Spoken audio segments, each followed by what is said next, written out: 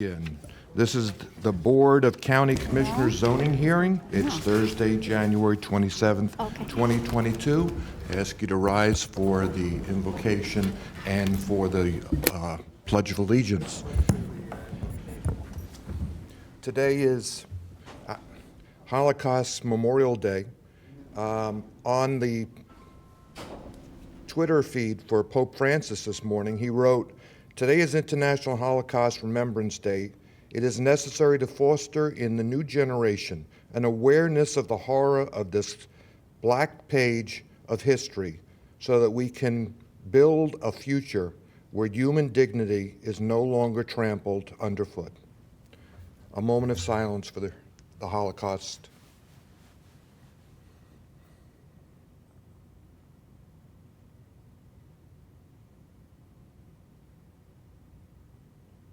Thank you. I pledge allegiance to the flag of the United States of America and to the republic for which it stands, one nation, under God, indivisible, with liberty and justice for all.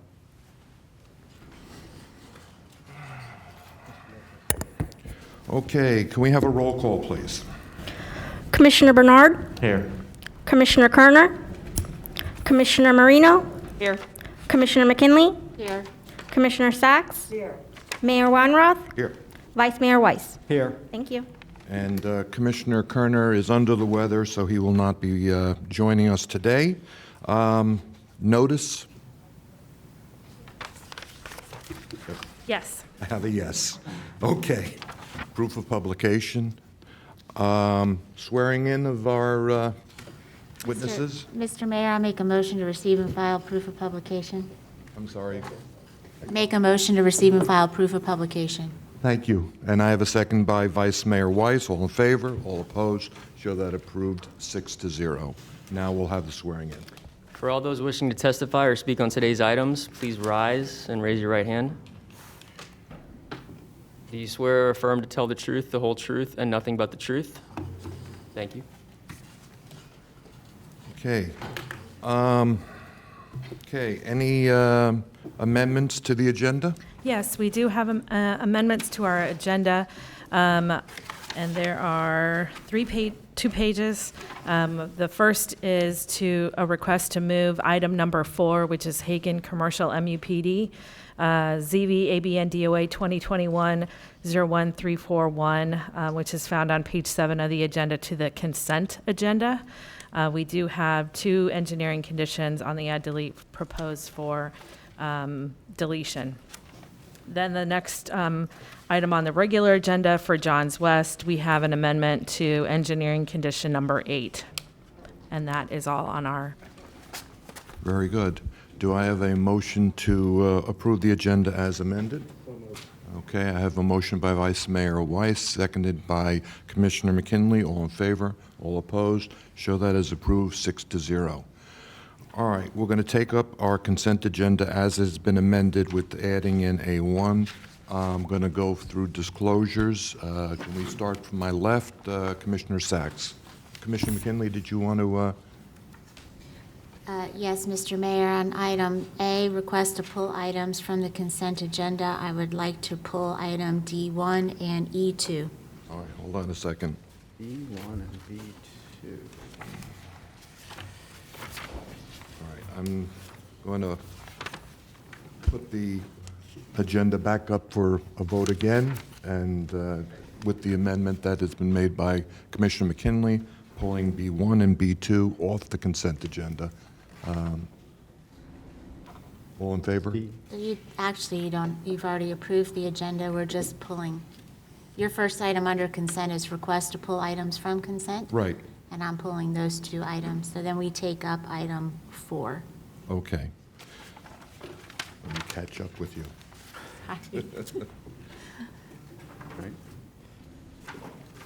I'll move to approve the consent agenda as amended. All right, we need to do our disclosures on that first. Commissioner Sachs. Okay, very good. Thank you, Mayor. On the consent agenda, there is on item number 4, which is the Hagen Commercial. Verbal communications with my staff, spoke with Ken Tuma, and receive and file emails. Thank you, Commissioner. Commissioner Bernard? Thank you, Mr. Mayor. On item 4, I've received correspondence. Thank you. Thank you, Commissioner. Commissioner McKinley? Would you like me to do disclosures on the 2 that we pulled, or do those at the time we consider them? Let's do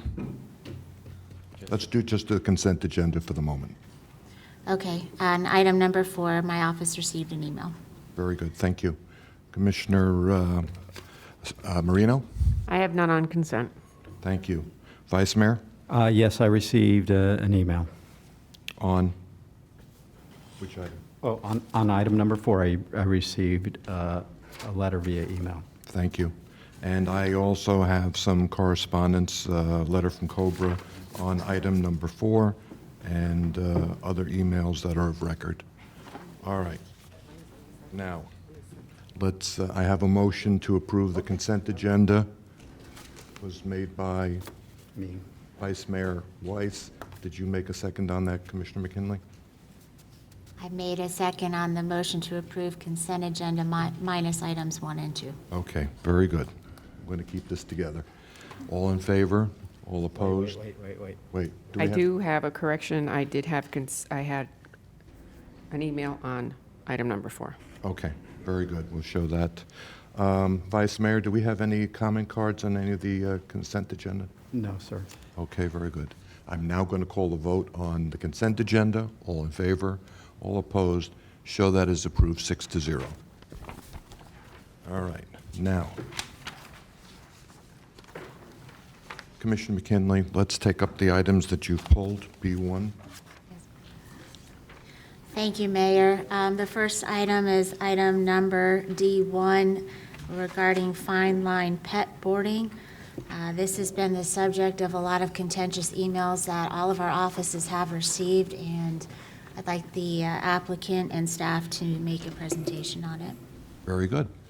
All right, so we are going to go forward with the presentation. Is the applicant available? May I remove this? You may. Thank you, sir. Please identify yourself for the record. My name is Kevin McGinley, representing the property owner, and none of the contentious emails came from me. This is the first pet boarding facility that we've ever discussed here. I've taken through 8 of them before. They've always been on consent. They've always gone through without neighborhood opposition. They've always had unanimous support from the zoning commission, as are the 2 items that we just pulled from the consent agenda. So briefly, I'll just explain what a limited pet boarding facility is. And that is the ability to take in dogs that do not belong to the property owner and board them overnight for a short period of time or extended period of time. They're out of town, whatever they're doing. And some of the pet boarding facilities work in concert with training of the animals. But you cannot train the animals and keep them overnight without a pet boarding conditional use approval. These are 7 animals, typically on an acre of property. The scale goes up, and you can have more dogs, cats on your property depending upon your acreage. But most of them come in that area between 1 acre and 2.5 acres. Those are the pet boarding facilities I've represented. It's interesting to note that a property owner on an acre of property can have 10 dogs of himself, owned by him or her. You could have 10 dogs on your property. And those dogs are allowed to run freely on your property with fences around it, but they can run anywhere in your yard. Once you go to the limited pet boarding, you can only take in 7 that are not registered to you or owned by you. And you could have 3 of your own. So you still have 10, but 7 of them are restricted. They have to have a restricted play area. They have restricted hours in which they can come out. There's leashing restrictions on taking them out for walks in the yard and things along those lines. So you still have 10 dogs, whether you go through this approval process or not. The difference is what name is on the collar. If it's Mr. and Mrs. Smith, you've got to get a limited pet boarding license. If it's your own, family member, whatever it might be, you can have your dog on your property. So in essence, that's it. All of these come through basically on consent because there's no construction other than a fenced-in recreation area for the dogs. They're in the single-family house. They're required to, by code, to reside in the premises. So many of these pet boarding facilities that I deal with convert their garage. They put air conditioning in, and they keep their pets inside the garage. They exercise them overnight. They stay back in their garage that's attached to the single-family home. We understand, and I tell my clients all the time, you cannot have a independent structure, a garage, a barn, or anything like that, and keep your boarding dogs in that facility. It's not allowed by code. So that's basically the general gist of what a limited pet boarding facility is. It gives property owners in mainly rural areas, because of the limitation of at least an acre of property, the ability to care for others. Now, I have some clients that only care for tiny lap dogs, some that care for dogs that need medication, so they give more care to it. Some of them are pets that people get that were trained for aggression, and they de-escalate those dogs. I don't have any clients that train for aggression or drug sniffing or things like that. Those tend to be the ones that you buy from the owner as puppies, and they're trained by somebody else in a training facility, but not in the pet boarding facilities. So in essence, that's what the pet boarding facility is, and glad I got the opportunity to share it with you. Thank you very much. I appreciate that.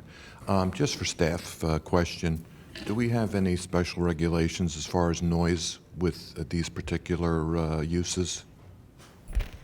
In this limited pet boarding, the property owner that has this use approval as a Class A also is required to get approval with Animal Care and Control through their permitting process.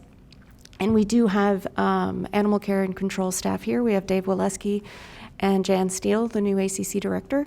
And they are the ones that regulate the noise of any dogs on the property or nuisance complaints with the dogs themselves.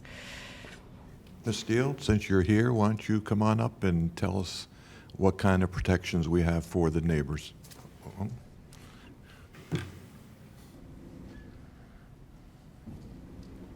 Good morning. So we have a nuisance ordinance. It applies to everyone. It requires an affidavit to be filed from a neighbor that's affected. It actually requires 2 affidavits on file. One of them must be an immediate neighbor. The second one can be somebody who frequents the area for business, can be a nanny, a pool guy, anything like that. But it does, basically they have to prove, to testify that it is a community nuisance, that it's affecting their sleep, things like that. We encourage them to keep records of how persistent the noise is and things like that. But there is a process in our code for that. We have boarding facilities around the county. Do we have a prevalence of problems with them, or? Not to my knowledge. Okay, Not to my knowledge. good. Commissioner McKinley, did you have any other points you want to? Yes, I'd like staff to make a presentation, and it explains some of the special exceptions they've put in this conditional uses that they've put in this application. And also, if you could please explain to me the buildings that are on site of this property. To start, we could have James make his presentation overall. James can come up to the mic, and Brett put the PowerPoint on there. We'll do the basic presentation, which is pretty short, and then we'll talk about the conditions of approval. Very good, thank you. Good morning. James Borsis with the Zoning Division. The 1.15 acre subject property is located within the acreage on a site with agricultural residential zoning and rural residential, 1 unit per 2.5 acres. Can you give me a hand with this, Brett? Work this, please. Thank you. You're just going to use this side, the 2. Okay, thank you. The site is located on the south side of 77th Place, approximately 1/10 of a mile east of Hall Road. The applicant is requesting a Class A conditional use to allow limited pet boarding as an accessory use to the existing single-family residence to board a maximum of 7 cats and dogs within the home. The preliminary site plan indicates a 2,408 square foot, 1-story, single-family residence with 2,400 square foot garage and a 1,560 square foot outdoor area for the proposed pet boarding use.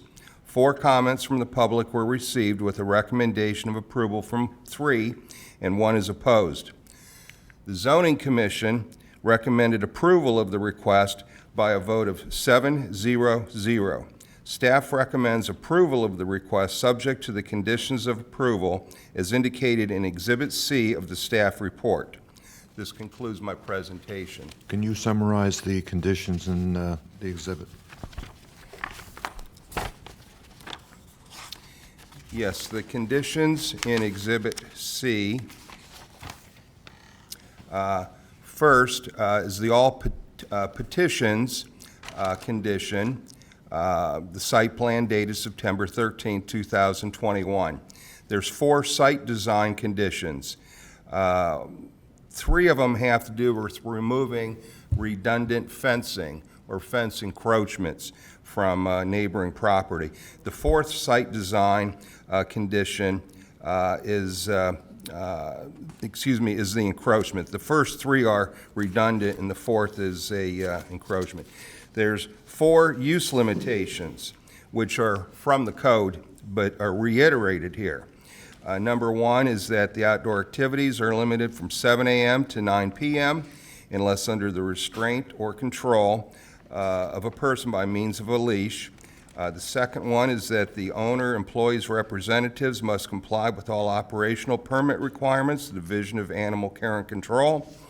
The third is that pursuant to Palm Beach County Code of Ordinances, Section 4.23, which is Ordinance 9822 as amended, Palm Beach County Animal Care and Control shall allow at any reasonable time to inspect without notice all domestic animals, all premises where animals are kept, all records pertaining to such animals, and all records pertaining to the business. Code enforcement shall be allowed on the premises at any reasonable time to inspect without notice to ensure that the requirements of the Palm Beach County Unified Land Development Code and conditions of approval are being complied with. Number 4 of the use limitations is the owner shall not operate a limited pet boarding use unless the owner has been approved for such by the Division of Animal Care and Control. And that summarizes the conditions of approval. There's 2 standard compliance conditions and the standard disclosure condition. Okay, so this is a 2,400 square foot single-family residence with a 2,400 square foot detached garage, unless I'm looking at the site plan incorrectly. So you're telling me that these 7 animals are kept inside the residence and not inside the detached garage? They are required to be kept within the residence. And we're certain that that is occurring? Not occurring yet. I mean, this property has been subject to numerous code enforcement violations. This owner has already had a hard time abiding by the existing rules in our local codes. So, I mean, what assurances do we have that we give this approval that he's actually going to abide by that? That's the intent of having the additional conditions of approval for inspections, allowing code enforcement, because this is a Class A conditional use, to have the same opportunity to inspect and ensure compliance as animal care and control, since it's kind of a dual permitted use, the animal care and control side and also the county side. And that's why the condition of approval is in there, to ensure that they are complying with that regulation to house the animals within the primary residence and not in this accessory structure. Okay. Mr. Mayor, I just would like to say that I pulled this item, number 1, because I do have constituents that have concerns about it, so it shouldn't have gone on consent. But also because when we passed the changes to our zoning code to allow for this conditional use of these limited pet boarding facilities, I don't think it was ever the intent for these to turn into commercial dog training opportunities. And I feel that some of these that are coming before us, this one and the other one, are slowly encroaching on commercial operations rather than a limited pet boarding operation. So I don't know that I have enough brake fluid to put the brakes on these 2 moving forward today, and they'll probably have to be grandfathered in because they do meet our requirements to date, but moving forward, I would like to put a moratorium on approving these until staff can go back and tweak our local regulations to make sure that we're not seeing a proliferation. I think this one, after number 2 goes forward, will be the 6th type of operation in the acreage alone. I don't know where else they might be occurring across the county, but it certainly wasn't the intent to turn a residential neighborhood into a commercial dog training opportunity, and I think we need to fix those regulations and tighten them up a bit. Thank you, Commissioner. Commissioner Marino, you're recognized. Thank you. Just a quick reminder, inspections are without notification, correct? Because if there is Yes, notification, it's part of then the condition. then there's no purpose. Yeah, Okay. correct. Thank you. Okay, I think that's all the comments. I'm going to look for a motion to approve a resolution approving the Class A conditional use. Mr. Chair, please. May I respond to some of the information? I think that we've had enough of a presentation right now, and, Well, how about a clarification then on the condition of approval? all right, Thank you. we'll Thank you, sir. recognize you.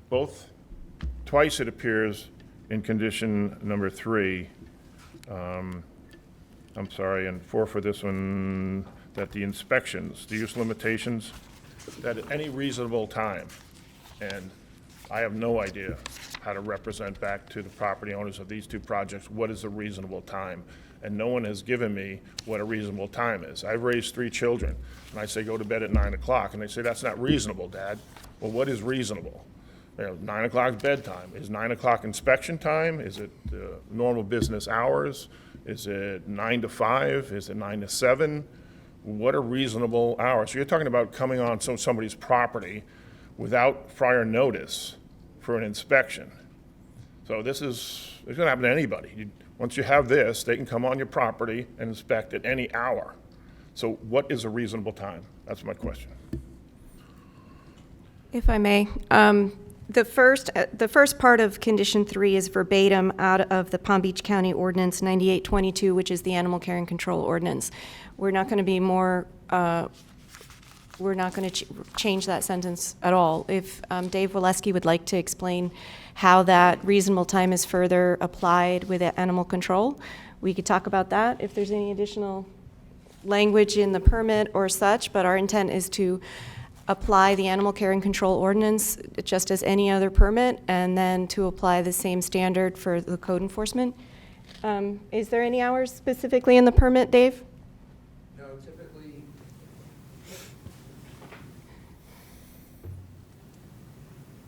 so when that language was put in the code, it applied to all of our commercial permits, and that's pretty much what it does today, all of our commercial permits, which are usually places that have business hours, so we're going there during business hours. I can tell you that the inspectors that handle this program work traditional schedules, Monday through Friday, 8 to 5. There are times where emergencies might dictate a response outside of those hours, but for the most part, the people that would be handling any complaints, handling any inspections, work traditional business hours, Monday through Friday, 8 to 5. Certainly, if there was a complaint at 3 in the morning, you wouldn't say you wouldn't go out. It would take a lot for us to go out at 3 in the morning. It would have to be something pretty serious. But Yeah. if there was a cause, that we're not saying that we would restrict ourselves and say we couldn't go out at 3 a.m. in the morning. Correct. Okay. Yep. And usually, in that scenario, law enforcement would be there ahead of us for the urgency of that matter. So reasonable is going to be based upon circumstances. Correct. Okay, all right. Commissioner Sachs, your light was on for a second. Do you want to make any comments? I didn't want to make a comment. I just wanted to move it for a vote when we're ready to go. All right, well, Commissioner Sachs has made a motion to approve the resolution approving Class A conditional use. Do I have a second? I have a second by Commissioner Marino. Seeing no further debate, all in favor? All opposed? All set. Excuse me, Mr. Mayor, I don't believe we did disclosures on this. And you are absolutely right. I apologize. Let's get back to, okay, that was originally on consent. Commissioner Sachs, why don't you give us your disclosures? None? None. Commissioner Bernard? None. Commissioner McKinley? Yes, several nasty written communications and verbal communications with Rick Diaz, Joni Martin, Lisa Revis, and Kevin McKinley. Commissioner Marino? None. Vice Mayor? None. And I will just show some emails that also had some negative comments about this application. All right, I called a vote, and I believe that we had two negatives, Commissioner Bernard and Commissioner McKinley, and we're going to show that then as a 4-2 to approve. Okay, we are done with item D1. We are going to move on to D2. Commissioner McKinley, do you need a presentation on D2? No, I don't need a presentation on this one, but my same concerns moving forward, and I think that after this vote, we need to make a decision as a board on how we handle that staff direction that I've requested. Thank you, Commissioner McKinley. Vice Mayor, did you want to say No, something? that's okay. Okay, very good. We'll do our disclosures now on this item. Commissioner Sachs? None. Commissioner Bernard? None, Mr. Mayor. Commissioner McKinley? None. Commissioner Marino? None. Vice Mayor? None. And the mayor has none. I'm going to, do you want to really make a presentation, or do you want to stand No. mute?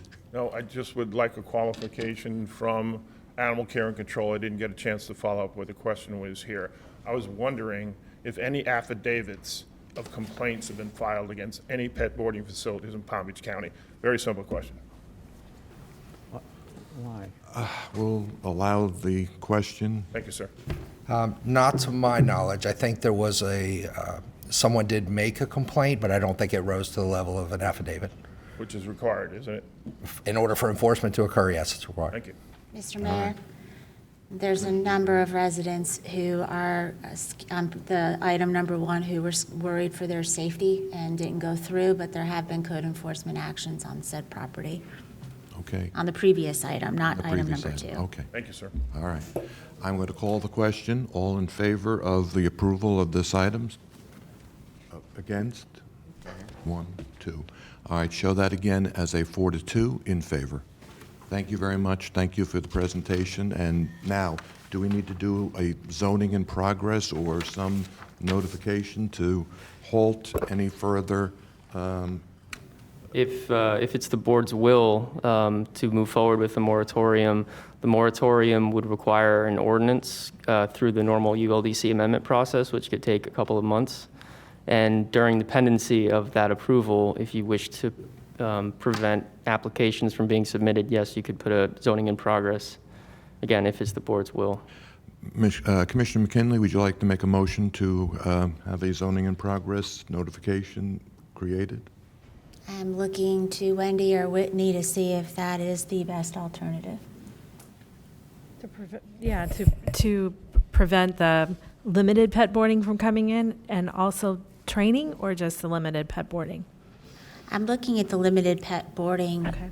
ordinance that, our code that allows for these types of facilities, and that is what I'm looking to tweak. Okay.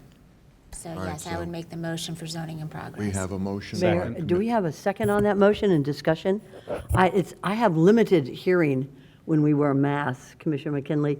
So could somebody repeat the motion on the floor at this time? All right, let's get the In the second. microphone, I please. did the second. Okay, I have a second by Vice Mayor, and Commissioner McKinley, can you get a little closer to your microphone to help Commissioner Sachs? Thank you. The motion was to make a zoning in progress to allow staff to go back and tweak the code, the zoning regulation allowing limited pet boarding facilities. Commissioner Sachs, do you have any comments? Yes.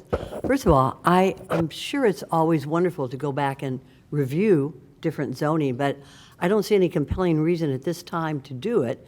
I'd like to have a little more time so I could review this issue about pet boarding throughout the county.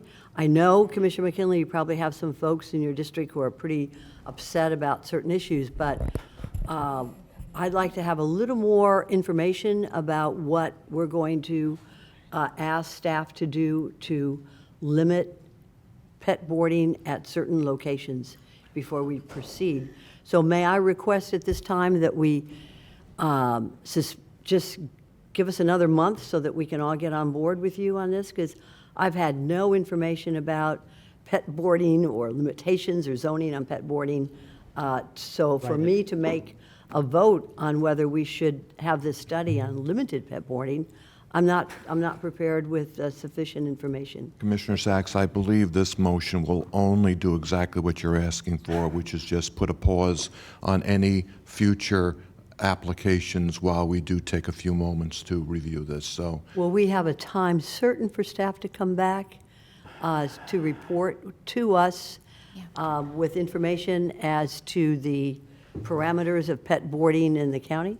the motion before us does not have a time certain. If you would like to substitute a motion. Mr. Mayor, I would ask that staff expedite this. This is certainly not something I want to drag out like landscape services. I think that there's one or two very small tweaks that they could quickly make and bring back to us.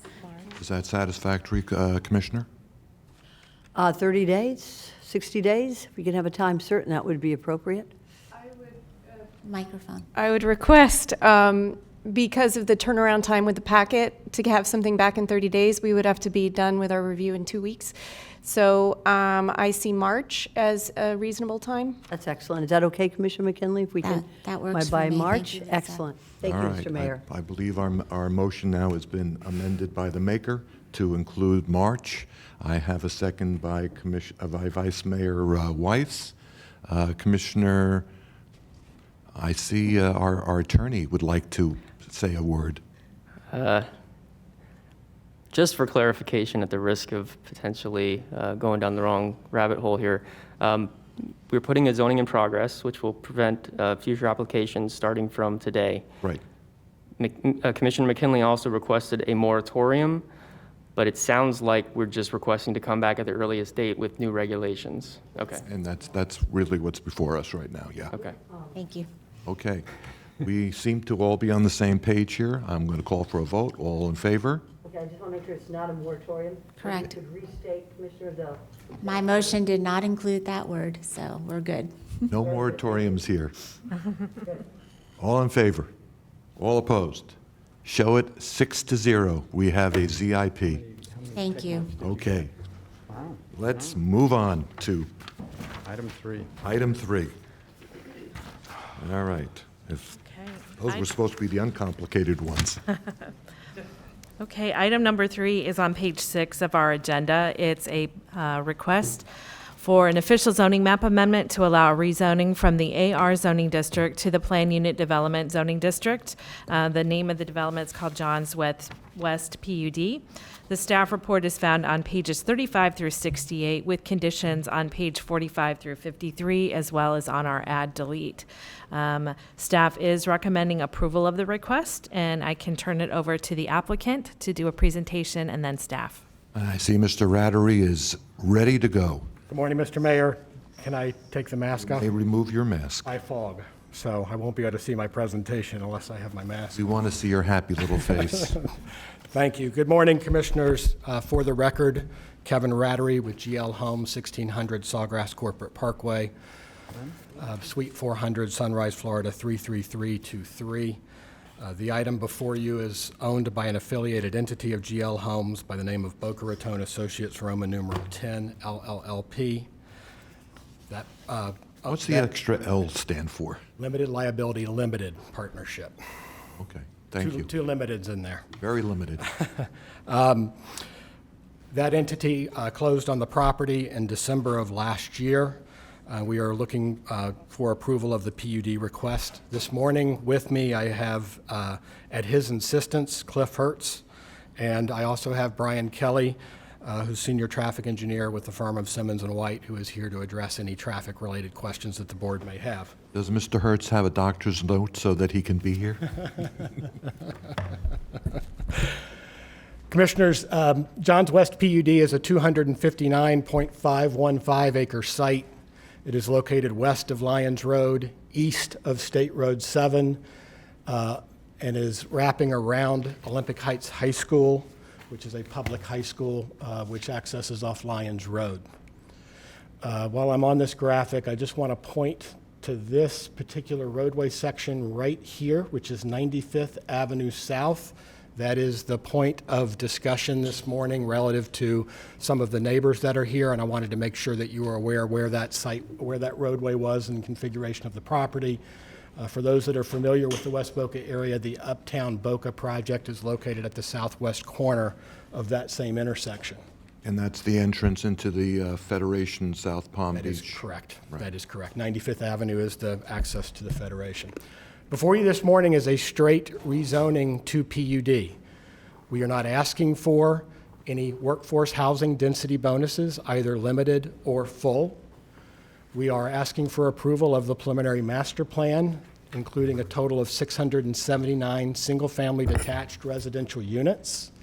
And we are also requesting the board approval for the spine road within the community to be named E.F. Johns Parkway at the request of the family that sold us that property. He is the patriarch of the family that started farming on the property in the 1950s, and they requested that we specifically ask for it. That is something that the board grants through the approval process. This is the adopted future land use atlas for the property.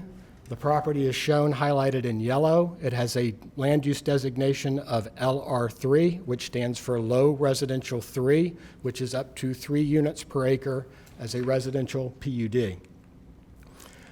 By way of running the numbers, on a 259.51 acre site, you're allowed a total of 779 homes as a full PUD.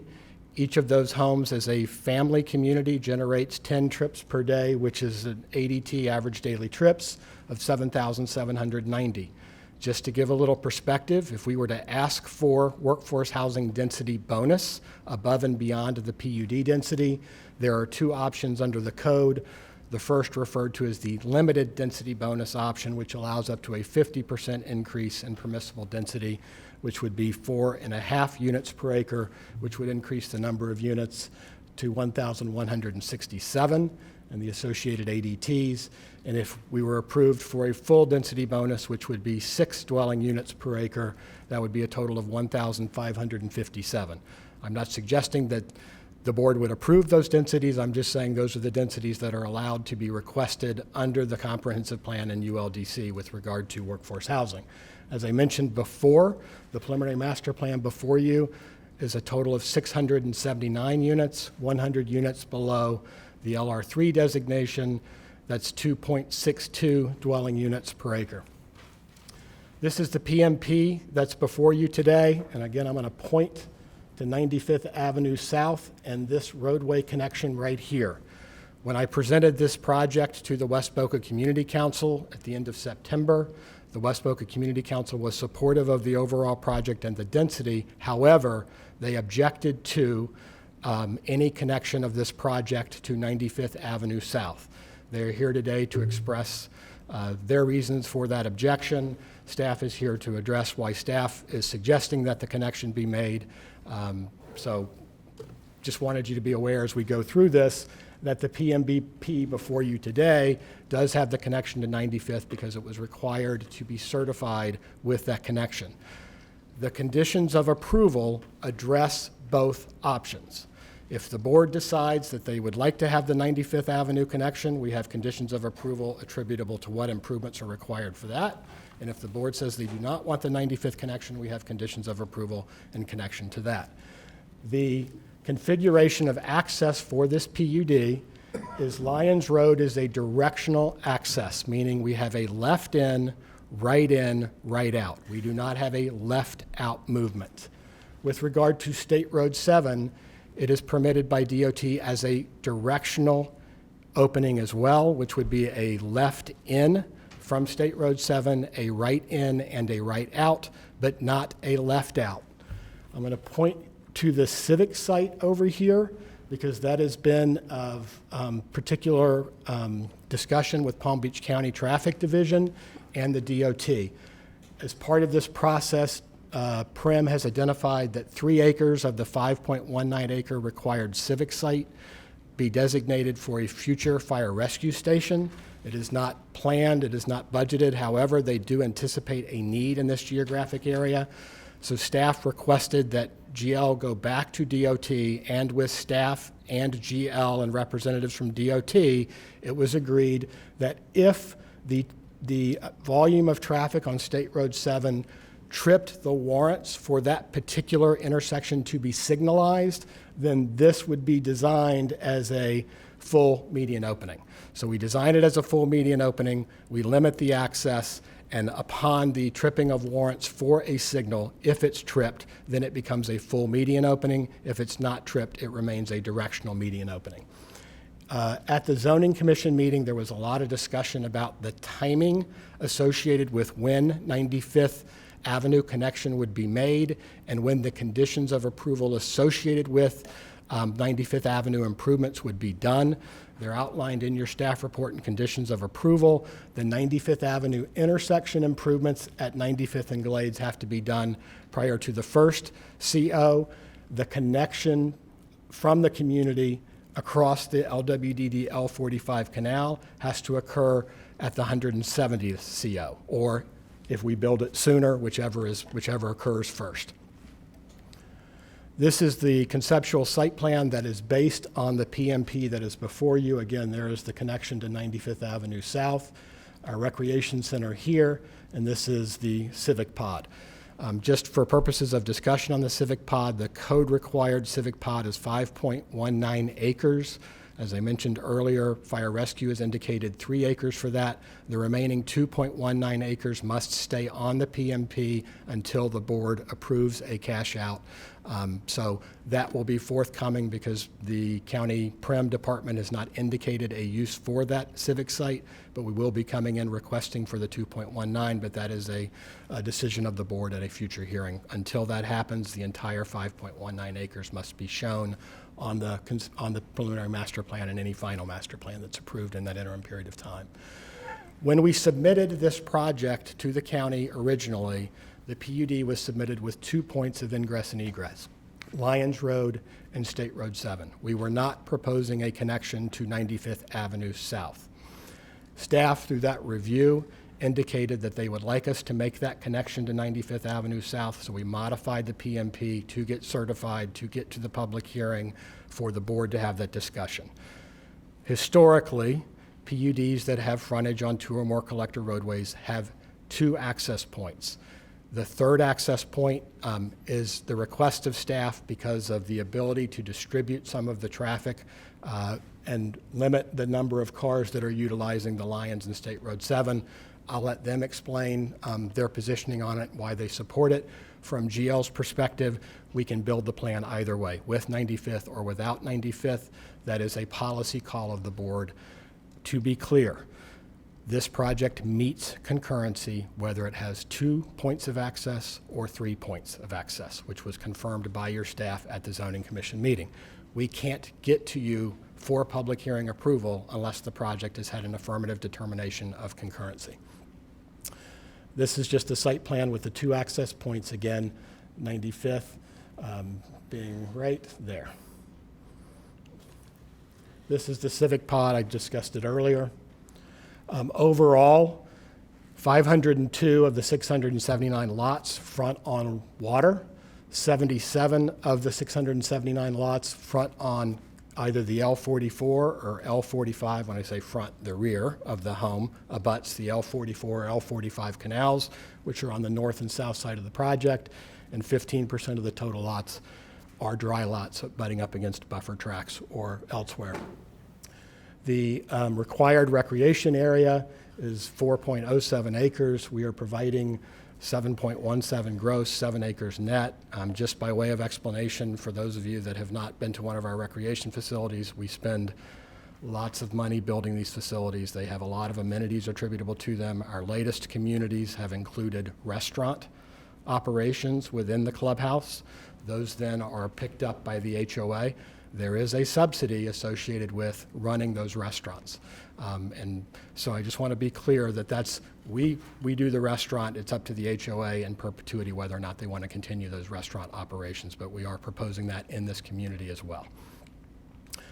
Just a little bit on the traffic. On the left-hand side would be the traffic distribution with the 95th Avenue South connection. On the right-hand side is the traffic distribution with no 95th Avenue connection.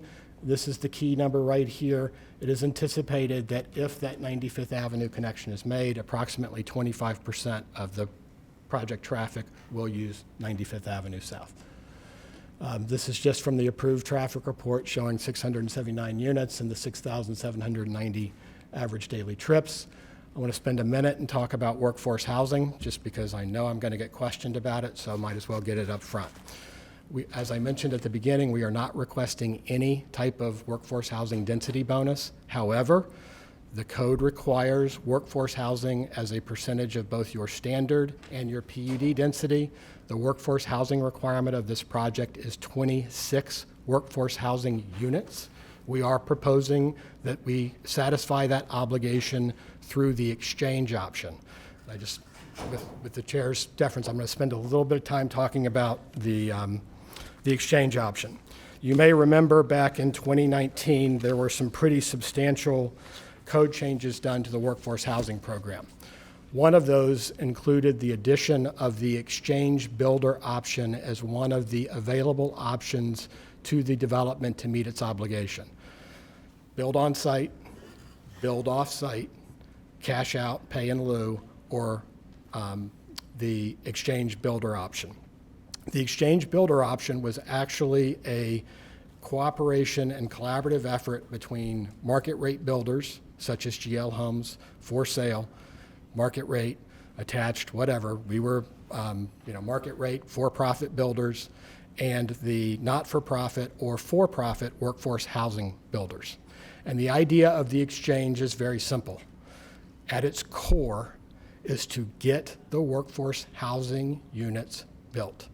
And what happens in the exchange is that we, as the market rate builder, enter into an agreement with a workforce housing builder that has a project that they are looking to build workforce housing on. We become their gap financing. Instead of funding to the county, we fund directly to the workforce housing builder. That workforce housing builder has to meet several obligations to be a exchange eligible site. It has to go through a approval process with your Palm Beach County Planning, Zoning, and Building Department that the site qualifies to be an exchange site. Number two, they have to record the required restrictive covenant on their property mandating that they build the workforce housing units that are obligated under the exchange. And then lastly, they have to post the required performance surety if they were to default and not build those units, that the county has surety to guarantee that those units have been built. From my own personal experience with the project directly east of this site, Boca Municipal, my phone has rang off the hook with exchange builders. We have entered into 2 agreements, one of which has already closed. Those units are under construction and will be available in June, called the Bohemian, which is in the city of Lake Worth. And the second project, which we anticipate closing next week, they have now closed on the site. The last remaining obligation they have is to post the required performance surety. That project is coming online. So with regard to this project, we have an obligation for 26. I already have had communication with somebody who wants 23, and I've already had communication with somebody who wants the remaining 3. Again, why the exchange became so important to industry is because the units get built, and that's the key to the program. Instead of an in lieu payment, the money goes to a workforce builder. It's gap financing, and it's a way for the units to get built. And that's why it's important for us. So I just wanted you to be aware this project is requesting the exchange for that. And that's my presentation. Thank you, Mr. Rattery. And I'm just going to make a comment, and obviously, I think this is a great project. It's certainly been embraced by neighbors. We were having a meeting here this week talking about workforce housing, and I don't know what the answer is to this. Obviously, you've made a major commitment of capital to purchase this property, and to ask you to put the kind of workforce housing that we need out there, build it, it's an impossibility. And that's unfortunate because we're looking at 100,000 units that we need right now to take care of our residents. these homes, I'm assuming, will be $1 million plus when they're finally constructed, just because of the dollars that it took you to acquire this land. How do we change the dynamics here? How does the county get its hands around this issue? Oh. That's a big question. I appreciate the question. First and foremost, I think we need to do everything we can to incentivize the exchange program. Projects like this, because of the land cost associated with them, we are $240 some odd thousand in per lot before we start turning a single shovel in the ground, before any infrastructure, before any water and sewer. Because we are under the limited density program, those units are limited to low and moderate 1, the 2 lowest categories of the workforce housing program. And those pricing of units, which I can pull up if you need the exact numbers, but they're in your staff report, are below what just our land cost basically is. So this is the type of project that becomes a perfect project to have what I call the exchange dance partner. And those are typically units that are being built in urban cores where you have infrastructure, jobs, mass transit available. And as I mentioned earlier, I think the key is being able to find those projects and work with those projects so that they get gap financing to be able to make these happen.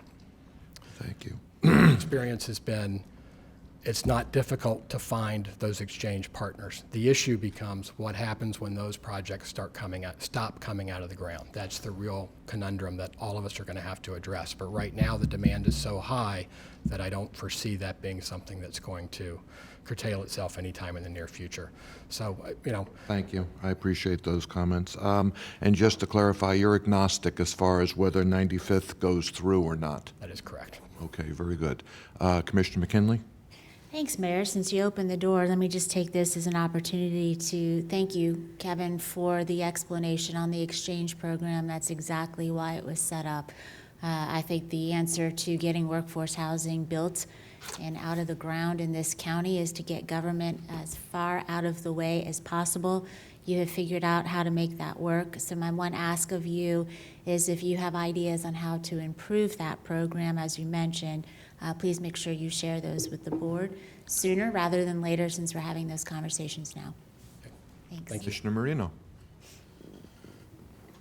I'm not going to talk about workforce housing. But yes, I know everyone heard me say I don't believe anybody should be buying out of workforce housing. It would be an extreme, there would have to be a really good circumstance for somebody to buy out of workforce housing. So let me amend what I said last week about, no, I'm adamant against it. There has to be an extreme circumstance as to why someone could. But I'm going to go to trips. Could you please talk a little bit more about trips, and if this property were zoned in any other ways, how much more trips would be on the road? Yes, ma'am. Bear with me for a sec because I got to click through some slides. So the question comes up about whether or not a project that comes forward with some type of mixed-use component, where it's a residential... Talk just a little louder or Sorry, closer to the I've never been mic. accused of not being able to talk loud. Thank you. That's usually just a little me, louder. but go The question's been asked of, what happens with average daily trips when you have, for example, a mixed-use project where you have a residential component and you have a commercial component, because you have this element of internal capture, which is folks that live in the residential units can walk to commercial elements to do their grocery shopping or to go to a restaurant or to go to retail establishments. Uptown Boca is a good example of a mixed-use project. Other examples are Meisner Park. Other examples are City Place here in West Palm Beach. Those projects principally have a higher density residential element to them, meaning that instead of single-family detached homes, there's some form of attached homes. So I asked the traffic engineer to go through an analysis of the average daily trips, when you increase residential density and you include a retail component, and we use two examples, 150,000 and 300,000 square feet at each of the density options. The issue with average daily trips, and by the way, Brian will correct me, I'm sure, if I say something incorrect since I'm talking like a traffic engineer here, but the issue with mixed-use projects is not the internal capture. That's pretty much capped in your code at 10%. You can negotiate for a little more internal capture, but by way of example, if you're capturing 10% of the trips internally, meaning they never leave the site, that means 90% of those trips are leaving the site. So we went through and did an analysis of multiple different density options, 6 units an acre at 150,000 square feet of retail, 6 units an acre at 300,000 square feet. And this first column is the average daily trips that get generated from those projects. We then did as a percentage of the project that's before you, and then we also did the PM peak hour analysis to show you the difference in the PM peak hour analysis. And the bottom line is, as you increase the residential density and those units generate trips, you are increasing the amount of external trips that are occurring. Yes, there is internal capture of mixed-use projects. The internal capture, however, is limited to how much you can put on the exterior roadway network. So those projects are great, they have their place, they have their time, but as you increase residential density and increase the commercial, you're increasing the number of trips. Brian, did I say anything that bothers you? Okay, you gave me a thumbs up. So that's, that's the, analysis that we did. Brian's here to answer any questions that you have with that if you want to get into any more in-depth analysis. But understand, on this piece of property, to do a mixed-use proposal, we would have to go through a land use plan amendment to add a commercial element to it and a land use plan amendment to increase the residential element to it to do a project like an Uptown Boca. And in our professional opinion, when you do a project like Uptown Boca, you're actually increasing the number of external trips that will be generated from the site. So at the end of the day, the least impactful development on this is single-family residential. That's another big balloon question. First off, if you did adult restricted, you would be reducing the number of trips. This is a family community, so adult restricted generates less than a single family detached. It all depends on the density that you're asking for. If we were to come in for 1 unit on this piece of property, it would be 10 trips per day. But let's just be realistic here. It's an LR3 piece of property. We're asking for a reasonable density on the property. So given those circumstances, we believe that it is a good project in regards to its traffic impacts. Will it have traffic impacts on the roadway? Of course it will. Every project does. The issue is going to be how many of those trips are generated from the project. I may have more, but I'll stop at this time. Commissioner Bernard? Thank you, Mr. Mayor. I guess I have a question in regards to the exchange program. Mr. Rudder, I guess I want to make sure I understand. On the exchange program, how's it determined in terms of per unit that is given to that exchange, the person who's going to build the unit? And you're talking in terms of price? Yeah. Okay. The Unified Land Development Code establishes the price for a workforce housing unit in lieu cash out for single family, townhome, and multifamily. It's right around $126,000 for a single family unit, if memory serves me correct. Under the exchange, our deal with the exchange builder is 80% of that number.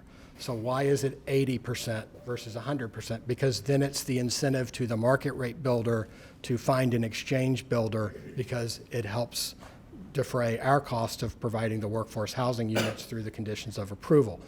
If it was 100% of the in lieu payment, you would just pay the county and be out of it. So that's the incentive that both sides agreed to when we did the exchange. We become the gap financing for them at 80%. So at 80%, what I'm hoping is that the exchange company who's going to build the units is not going to come back to the county and requesting more dollars from the county. Are we funding these developers who are building on the other end?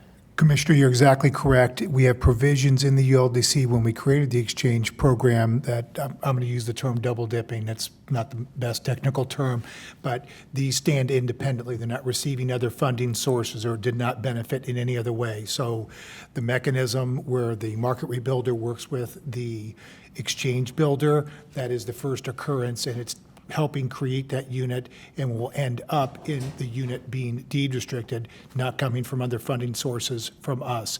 Should someone seek to do just that, whether they receive land donated or some other funding sources, they would have to return to the board, and the board would specifically have to allow that to happen.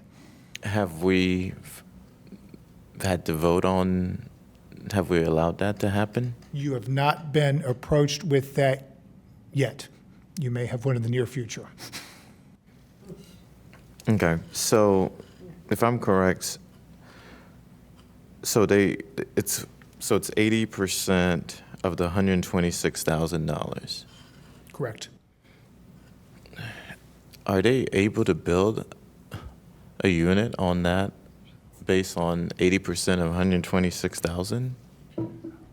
The feedback we received, as Kevin alluded to, many years of working with workforce, I call it the workforce building industry, the market rate building industry, that was an area of funding, a percentage that was identified that would help bring the project out of the ground, whether you call it gap financing or any term you might use.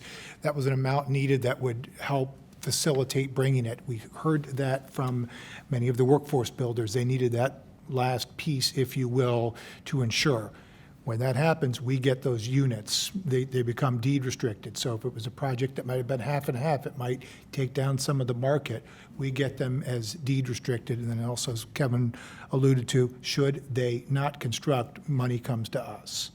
We don't want that. We want to see the unit built, but that's our backstop in a worst-case scenario. Okay. So in this case, these units would be, like if per unit you're spending $240,000. However, you're basically going to transfer them for about 80,000. 101. 101. 101,088 is exact. I found my notes. 101,088 would be our exchange price per unit. Okay. Okay. Commissioner Sachs.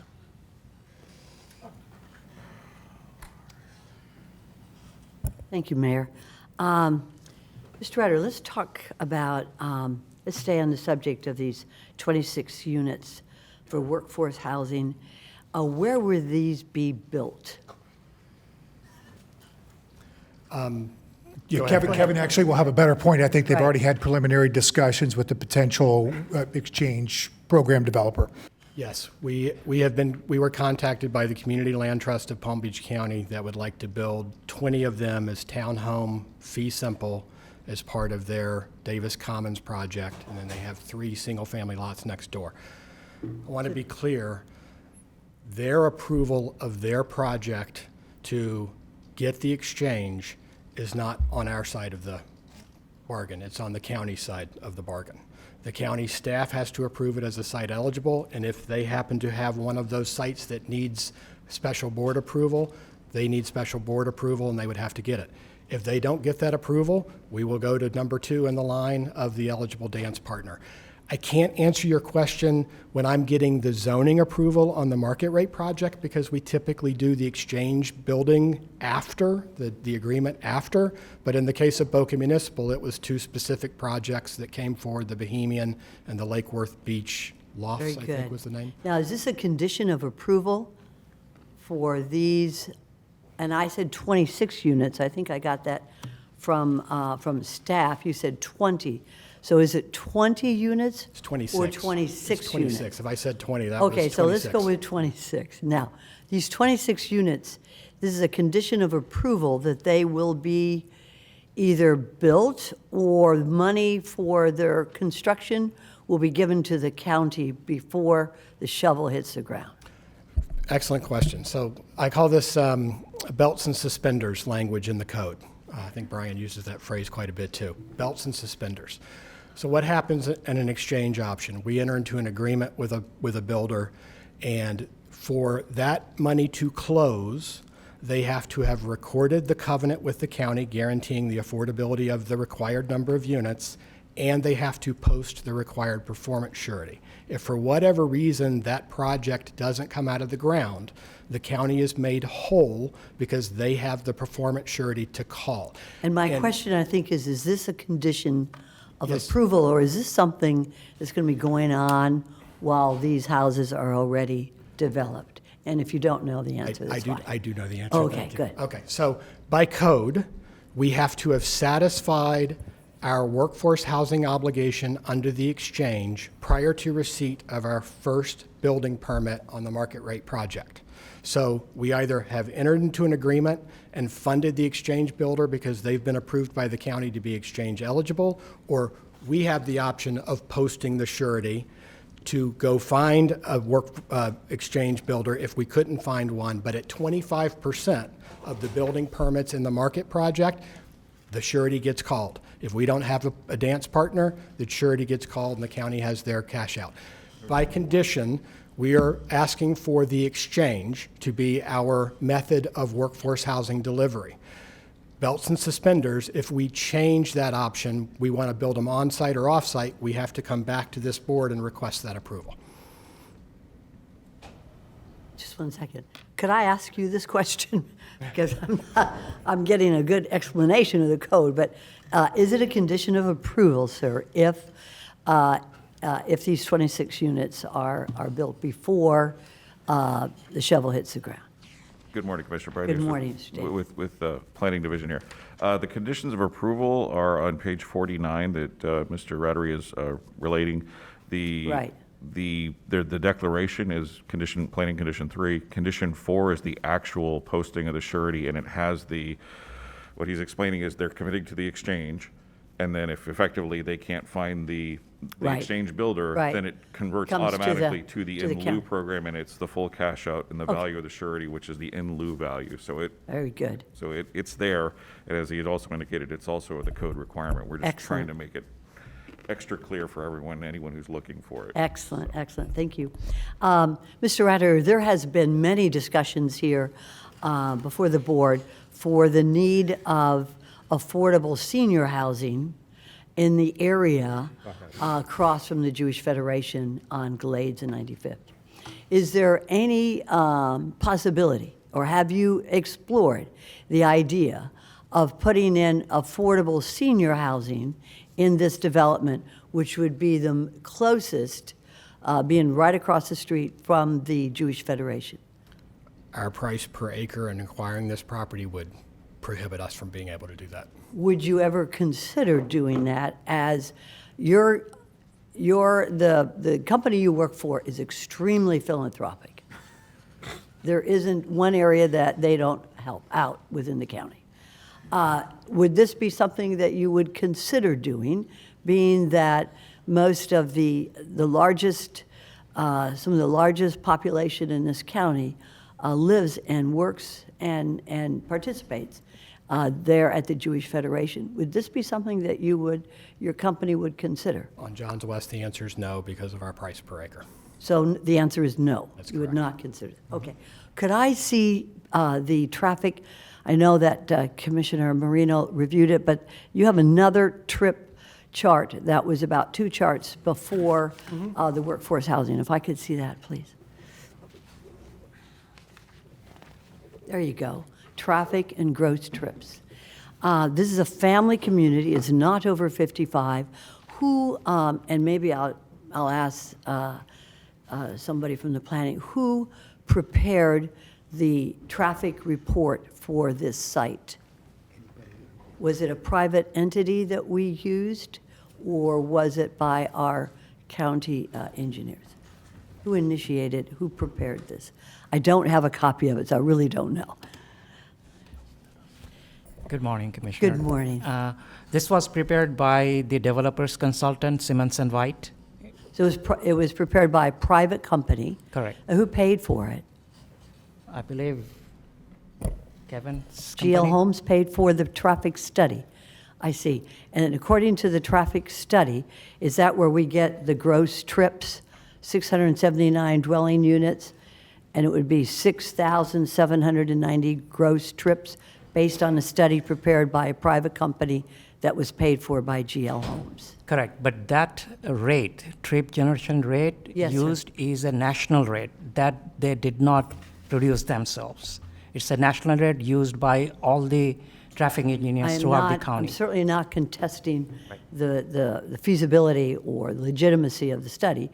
It's just that it's interesting to note that the study was done by a private entity. Mr. Rotter, a couple more issues on the workforce housing. Just so that I know, there will be no affordable housing on site either for seniors who have the Federation and other groups have requested affordable senior housing on this area, but there will be none whatsoever of the 679 units that you plan to build on this site. The answer is no. Just to clarify very a good. Thank statement you. you made, you said With- affordable, it's workforce. Thank you, sir. All right, that's it for right now. Thank you, sir. Thank you, Commissioner Mr. Mayor. Sachs.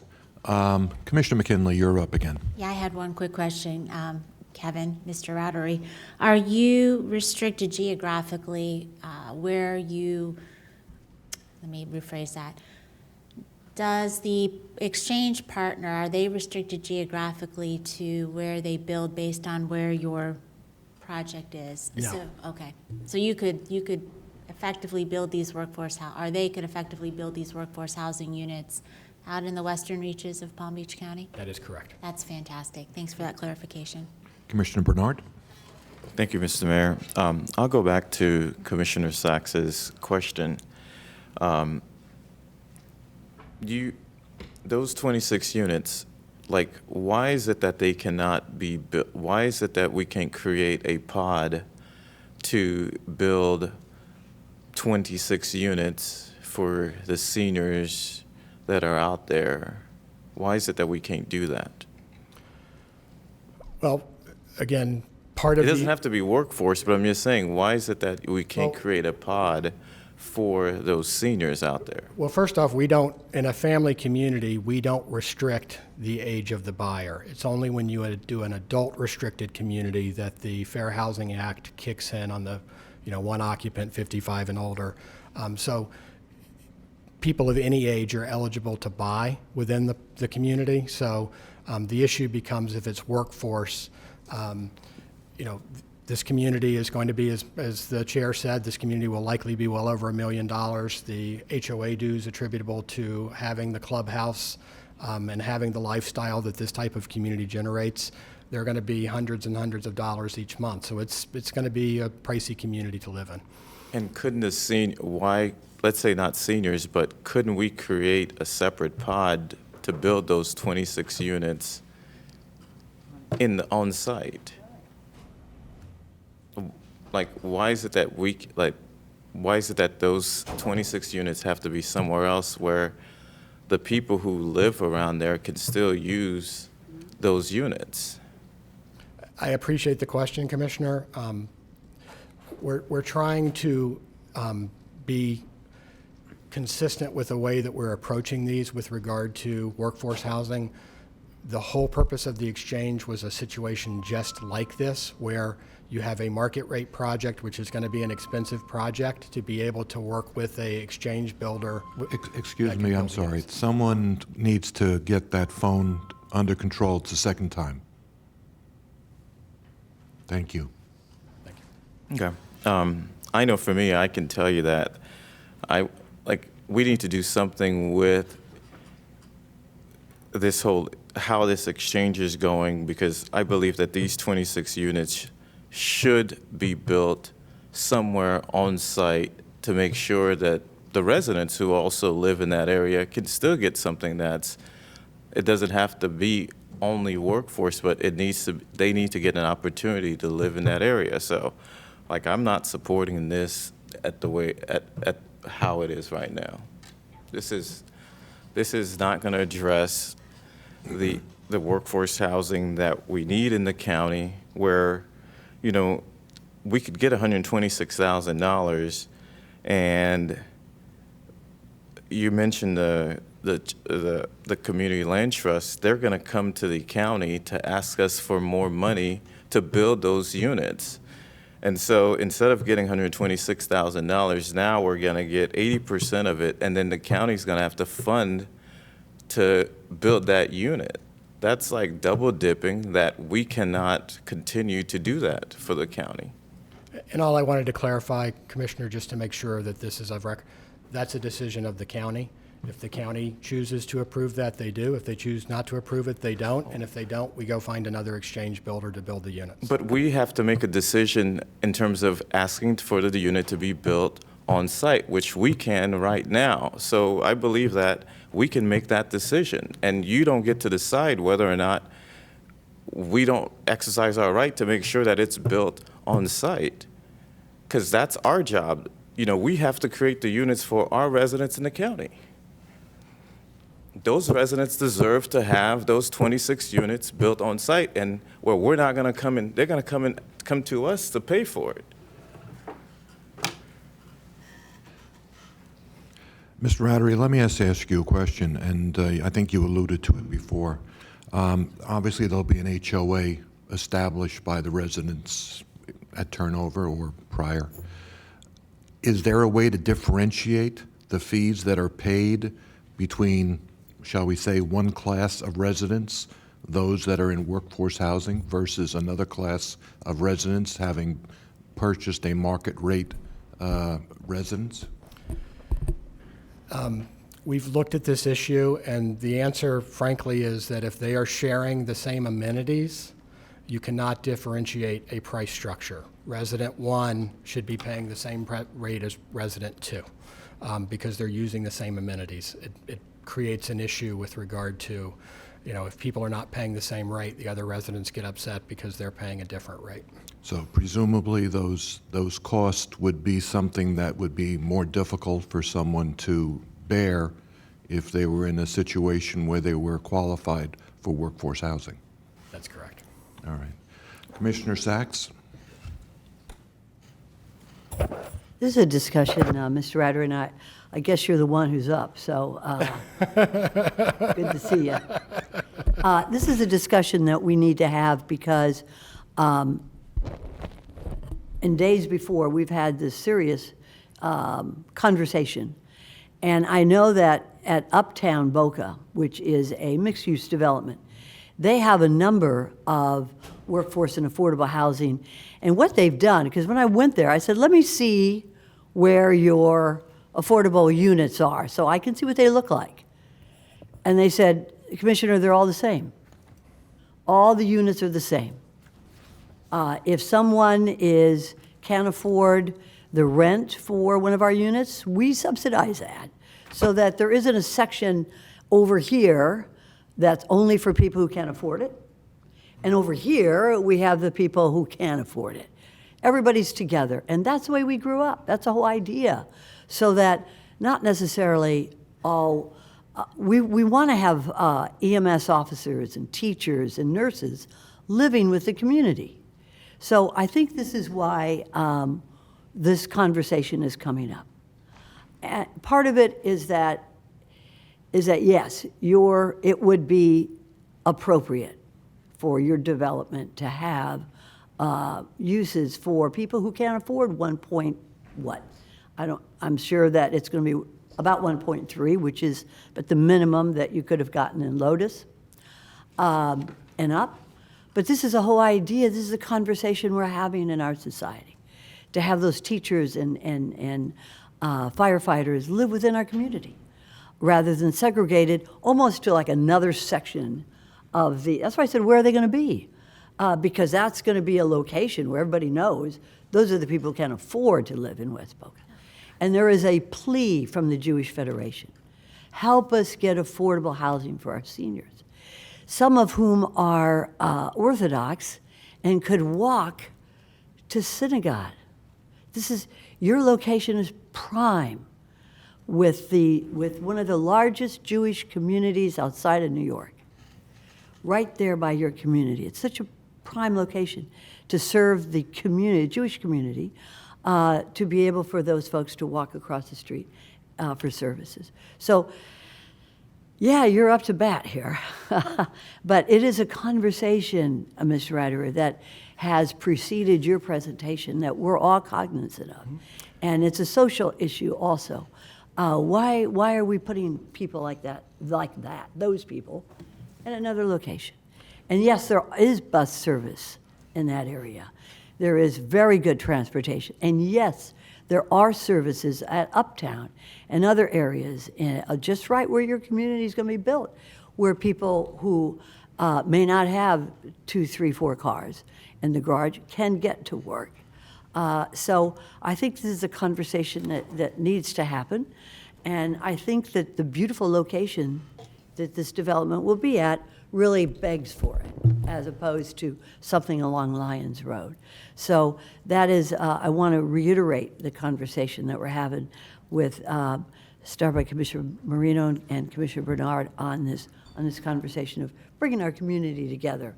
Let's find ways that we can incorporate everybody into this beautiful new community you're going to build. Thank you, Mr. Ryder. Thank you, Commissioner Sachs. Commissioner McKinley? You know, this is a frustrating conversation. We have options for developers to utilize in our workforce housing program, and this project is utilizing one of their legally granted options, and it's fantastic. And it's growing old, this conversation about we want those people living in our community. I am those people. I would ask, I've got staff in here, how many of you make less than $112,000 a year? Can you raise your hand? I mean, but I'm serious. We're not all looking to take Palmtran to work. We're not all looking to have the grocery store next door. I mean, we're not all on foot. We're not all lacking transportation.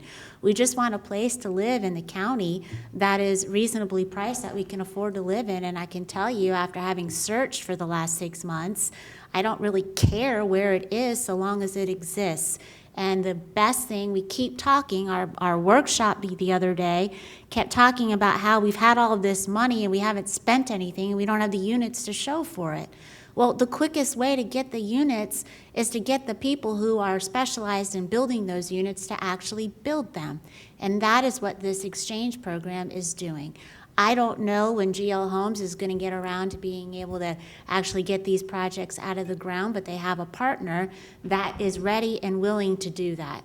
And we cannot double dip. We had extensive conversation about that double dip issue. We had all of the homeless and the housing authority type people come here and engage with us that they wanted that option to be allowed, and we were very specific in that it would not be allowed because we didn't want GL Homes to give them financing to be able to complete those, and then they had to come here and ask for more. We were specific in making sure that that couldn't happen. So we're supposed to be on questions and not in debate, Mayor, but I appreciate you giving us that option. I think that the exchange option that is part of this proposal is tremendous and allows for us to get those units on the market as quickly as possible. Thank you, Commissioner. And Mr. Rattery, you're obviously a victim of the fact that we have this on our mind right now, and you're just a perfect foil for us to be deciding or discussing this. I commend GL, or whatever the holding corporation is that's standing in front of us today, that you're not doing a cash out, that you are doing something that will put additional units on the ground, and that we'll have additional residents, 26 of them, who will have the benefit of workforce housing. So if this is approved, I think that you've done your job, and now we have to do our job to, again, try and address and alleviate the problem that our residents are feeling right now.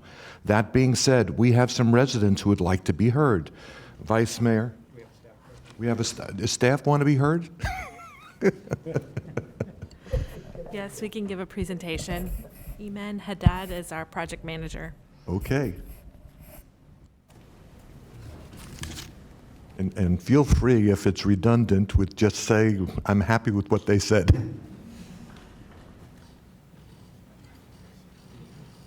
I'll make it quick, Mayor. Good morning. This is Iman Haddad, the PM manager. I'll go ahead and summarize the project for everyone before the public comments. And I'm going to ask you to pay particular attention to the discussion on 95th, since that has been an item that has arisen as far as a matter of contention. So as of the time of certification of the project, the primary site plans shows 3 access points. We initially reviewed the plans for 2 access points. Our staff recommended, county staff on the engineering side recommended the 3rd access point for all the reasons that the applicant explained today. If you have any additional questions for us, we've got our traffic engineers here. They'll go into more details about that 3rd access point, but we do have on file, we did review the 2 options, the one with the 2 access points and the one with the 3rd access points. And on the approval conditions, we have addressed, if you go one way, we've got conditions that would address the one option. If you go the other way, we've got conditions that address the 2nd option. With that, I conclude my presentation. If you have any more questions for us, we'll be happy to answer them. All right, let's drill into 95th. Why do you, we're going to have some testimony. I mean, we've received emails and we've received conversations from people who are saying that that would be a problem, that it would create chaos at that intersection with the Orthodox Jews that Commissioner Sachs was mentioning before, going back and forth across that street, especially since they're unable to push the signal when they're crossing during Shabbat. We have a library there that there's a backup of traffic into that neighborhood. We have the development that has been alluded to several times today, Uptown, which is still not completely built out, which is adding trips to that intersection. And we have the Federation of South Palm Beach County, which is putting a good number of trips on that intersection. And we have phase 2 of Sinai Residences, which is not built out yet, which is going to put additional trips into that intersection. Why are you seeing 95th being something that is important enough for you to have brought forward today as your recommendation? Mayor, as far as zoning goes, the project meets our requirement either way. I'll let our traffic engineers address the 95th access point. Thank you.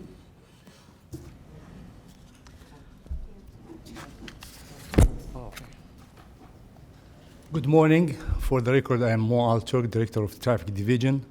Reason that we wanted 95th Avenue to be included as an access option for this community is that we have 2 failing intersections in the vicinity, the intersection of Glades Road at Lyons Road and the intersection of Glades Road at US 441.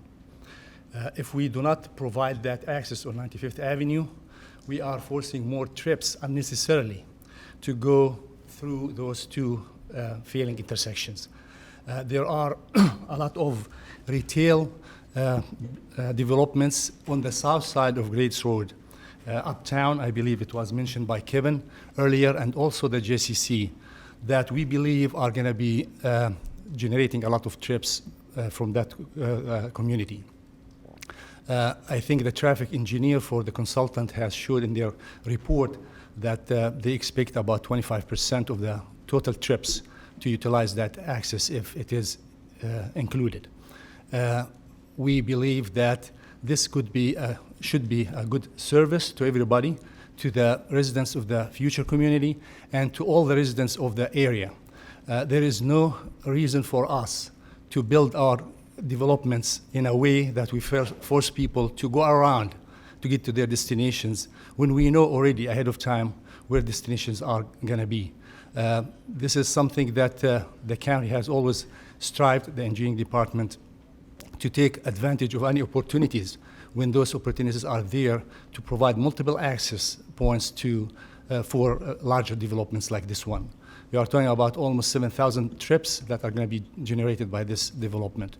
And we don't see it. And the other thing that helped us or made us want to push this to be approved and considered is that that 95th Avenue also happens to have a signalized access on Glaze Road that will help facilitate it.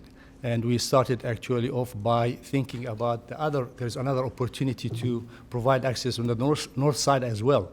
But we dropped that one because there is no really trip attraction in that direction for the future community. Thank you very much. I don't see any further questions from the, I see a light. Commissioner Marino. Thank you. And I guess this may be a question for Mr. Rattery. You have, if there are 3 ingresses and egresses, you will have 3 guard houses, is that correct? Do you have your running shoes on?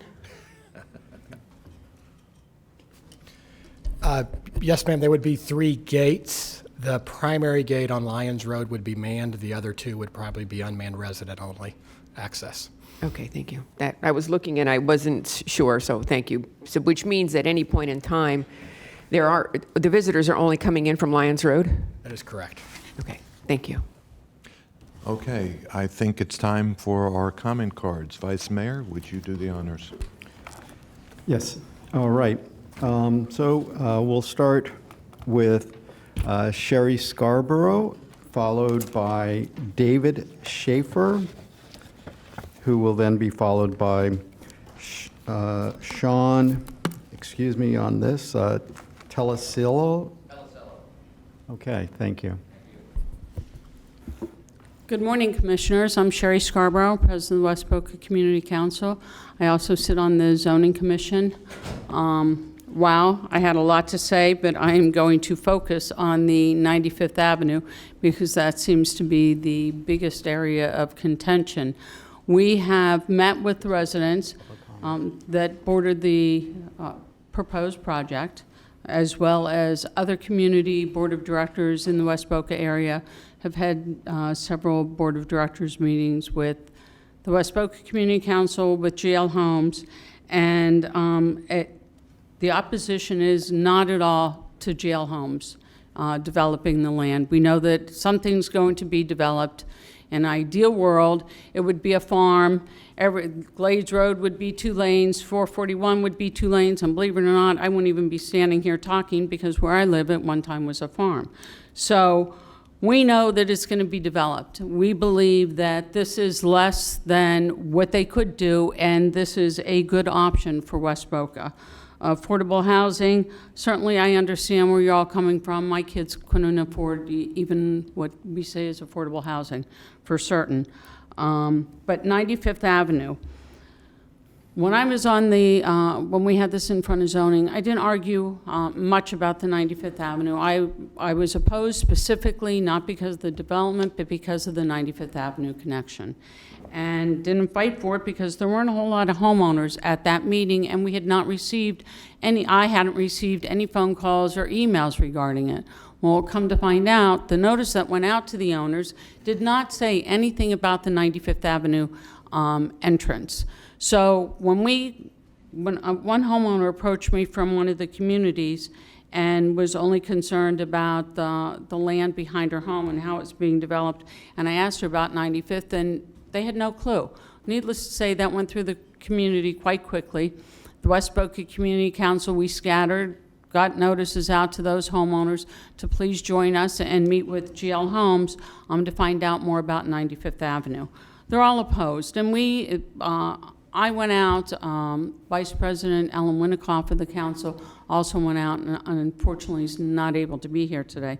And we've watched the traffic patterns. We've watched the people go to and from Temple, pushing the kids across the street and in the stroller, trying to navigate that intersection. trying to navigate the U-turn from Boca Ridge. They have to make a U-turn in order to go east. As far as Glades and 441 failing and Lyons and Glades failing, they're going to continue to fail, regardless whether this is here, because these owners, if they come out in 95th, they're going to go right or they're going to go left, and they're going to end up at Glades and Lyons, or they're going to end up at Glades and 441. It's a problem. It is a huge problem, and I respect that it doesn't matter to GL Homes, but it does to the residents of West Boca. It matters a lot to us. We do not want to see 95th Avenue opened up to the new community, and we would hope that you would respect us and look out for our safety. Thank you, Ms. Scarborough. Appreciate your comments. Commissioner Sachs has a question or a comment. President Scarborough, come on back. Thank you, Sherry, for being here. For me, I call you Sherry. About how many residents are part of the West Boca Community Council? In total of West Boca? You tell me, how many do you represent today? I think there's probably 100,000 residents in West Boca. I'm not even sure anymore. Thank you for being here. I know you do a great service to represent the people of West Boca. How is the traffic on Lyons Road in West Boca Raton? Lyons Road in West Boca Raton. What is the traffic situation like? The traffic situation, if you're going down Lyons Road, when Olympic Heights is starting school, traffic is backed up, without a doubt. Let me say this, I work at Glades and 441. I manage homeowner associations. Our associations are within 10 minutes of my office, so I'm in and out of the office a dozen times a day, and I can honestly say I do not see a huge traffic issue except during rush hour. You may have to wait 2 lights to get through at Lyons and 2 lights to get through 441 in Glades. So that means that there is not a traffic situation for safety between Timbers and Escondido on Lyons Road? That's and south. West Boca? South or east? Either one? South of Glades and Lyons for the homeowners coming out of Timbers. And it's not necessarily that it's a huge amount of traffic, it's the design of the road. There is a winding bend. It's called Dead Man's Curve. People have lost their lives. It's dangerous. And it's more of a site and a road design that has caused an issue. So if we close the 95th Street exit, would that increase traffic on Lyons Road? On Lyons Road? I'm not a traffic engineer, so I can't address it. I would say if it did, it would be very minimal going south. Again, you know, a lot of our traffic issues on Glades Road is Broward County coming to Glades Road, going east to the Turnpike, and then going north. Where West Boca, we've been pounding the drums since the early 2000s that we need a Turnpike interchange at Palmetto Park to help ease the congestion at Glades Road. And unfortunately, at the state level, that has fallen on deaf ears. So we know that there's an issue at Glades and the Turnpike, and it's coming from, the majority of it is Broward County.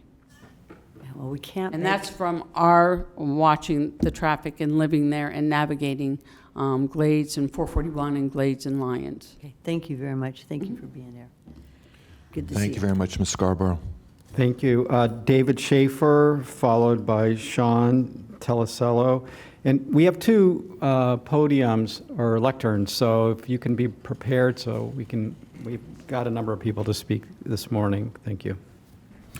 Good morning, Dave Schaefer from Carousel Circle. 36-year resident of South Florida. Like many of us in the 80s, we came down and we moved to Miami, right? That was the happening place. Miami became so congested, we moved to Broward County. Much, much better, open green spaces. That filled up. I bought this Carousel Circle in 2004, and backing up to the agriculture area for a country boy from Pennsylvania, I was home. However, turning 60 this year, I have my eyes open to what happens, and I knew it wasn't going to stay that. We all know that, right? But as it goes in, you also have to have your eyes open to what is happening in all the Tri-County area of South Florida. You guys seem to have your act together. I must compliment you all and the people that actually probably sat in your seats prior to you, actually. But I think we really screwed up in Uptown. That is a disaster. Mr. Mayor, you hit the nail right on the head whenever you said, it's not even completed yet. You go over there, my family, we walk over there, the kids love that Chick-fil-A, right? I have a 12 and a 10-year-old. We walk over there, and many times those parking spots, 10%, 20% filled. Can you imagine whenever it maxes out?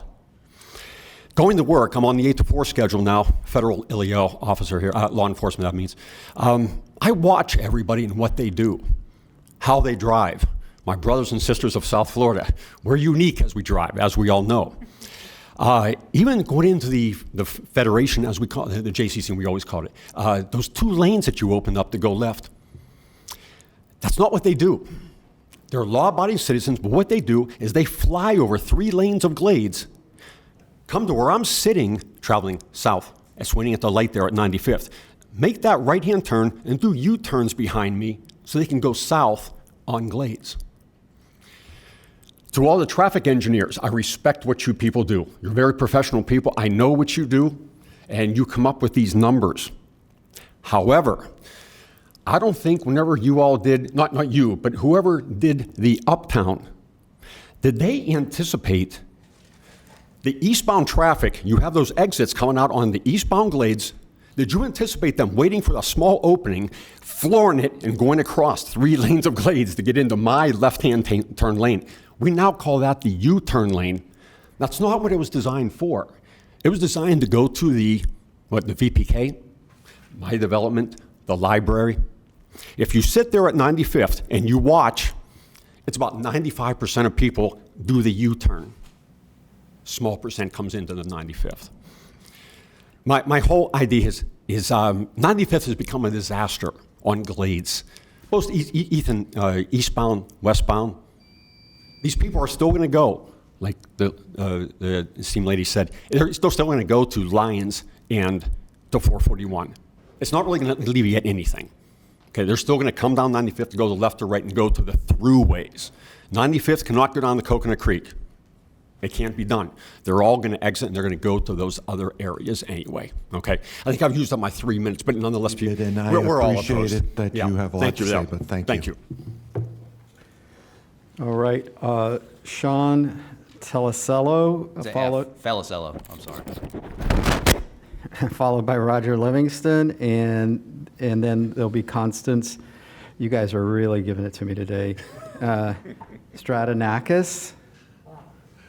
You are recognized for 3 minutes. I'd just like to take a second and thank you all for allowing me to speak. And I understand what you do. And today's political climate, I'm sure you guys are easy targets. I'm not one of those people. I vehemently appreciate everything that you guys do for the county, and I'm a proud resident of it. I also moved into the neighborhood in 2004. I raised my 2 children. They went to high school there. Now I raise my grandchildren there. On 95th Avenue South, there are 4 bus stops, 2 elementaries, 1 middle, 1 high school. I leave personally at 6:30 a.m. I leave my area. I have to go out to 95th Ave because I have to go east. I'm in marine construction. I also did these little islands out here. I built all those and the walkway. So everything I do is east. So I have to go that way. At 6:34 in the morning, I am the 4th person in line to turn east off of 95th Avenue South onto Glades Road eastbound. There's also, across the street by the Chick-fil-A, there's a bus stop for the high school. Sometimes that bus comes and he stops all traffic on Glades Road. Then it backs up, that queue backs up to about 8 cars that want to turn east, predominantly where we go, to get to the I-95 and the Turnpike. Putting in this entrance and exit there, with the numbers that they say, will be about 1,700 trips on that road if you're going by the 25% of their 6,790 trips a day. That's quite a bit of traffic. They're going to go to the Chick-fil-A, they're going to go straight, they're going to go to the Turnpike, I-95, and then they're going to go to the Publix, which is on 441 and Glades Road. When they put in Uptown Boca, they extended the westbound turn-in lane to go to the Home Depot and to the Publix. They made it further east. So they made more. I can no longer exit the other entrance or an exit of my community, to get to that Publix, I have to go to 95th Avenue to come back because I cannot get across because it's constantly full of cars that I want to turn into the Publix Plaza. So adding those cars, they're going to go straight across. They're going to go east, and then they're going to go west because they're going to go to the Publix because, let's face it, it's right there. Home Depot, Publix, Wells Fargo, PetSmart, Petco, Benihana's, my favorite place of mine to eat. So they're going to go there. That line is going to fill up. Glades Road westbound is a nightmare in the afternoon. You as was said by the young lady, you have to sometimes wait 2 lights to turn onto 441 southbound. Northbound is not such a big deal. Northbound, the traffic calms down quite a bit. As far as the wanting to put the entrance in there to alleviate some of the 441 and Lyons Road, at 441 and Glades and Lyons Road at Glades, 441 and Glades has just been redone. There's 3 turning lanes to go eastbound. There's 2 turning lanes to go westbound. That intersection on 441 flows quite well. Glades Road is the problem at that intersection. By dumping out more, another 150, 200 trips a day, you're just going to stack that up, and it's going to continue to grow. Again, I would just like to say thank you for allowing me to speak. Your decision is going to be what your decision is going to be. I hope you understand our opposure to this. And God bless you all and have a great day. Thank you. Thank you so much for your comments. And also appreciate those islands you built. Great effort. Yeah. All right. Okay. Roger Livingston, Constance Stradianakis, and then Isidore Rotter. Yes, how you doing? My name is Roger Livingston. I'm a resident out in Boca Bay, homeowner. And we have a sleepy community. We're not gated. And the major thing that I want to talk about is as traffic backs up, as people exit going to Glades Road on 95th, I'm worried that people that want to turn right are going to use our community as a shortcut to get to Glades, because you can wind your way through our community and get out at Carousel Circle West. And we have very narrow roads. We have a lot of foot traffic, a lot of people walking, bike riding, all the other stuff that happens in a little community. And if they want to avoid turning right and waiting for everybody, because it's much harder to turn right on 95th from 95th Avenue onto Glades now, because everybody's making U-turns. Glades is very busy to begin with. People are not, it's not an easy road to turn right on red when you wait for the light. Then you have the people that are turning. So it's very complicated. And if they're going through our community, it's going to be a nightmare going through our community. And it's going to be a safety issue also.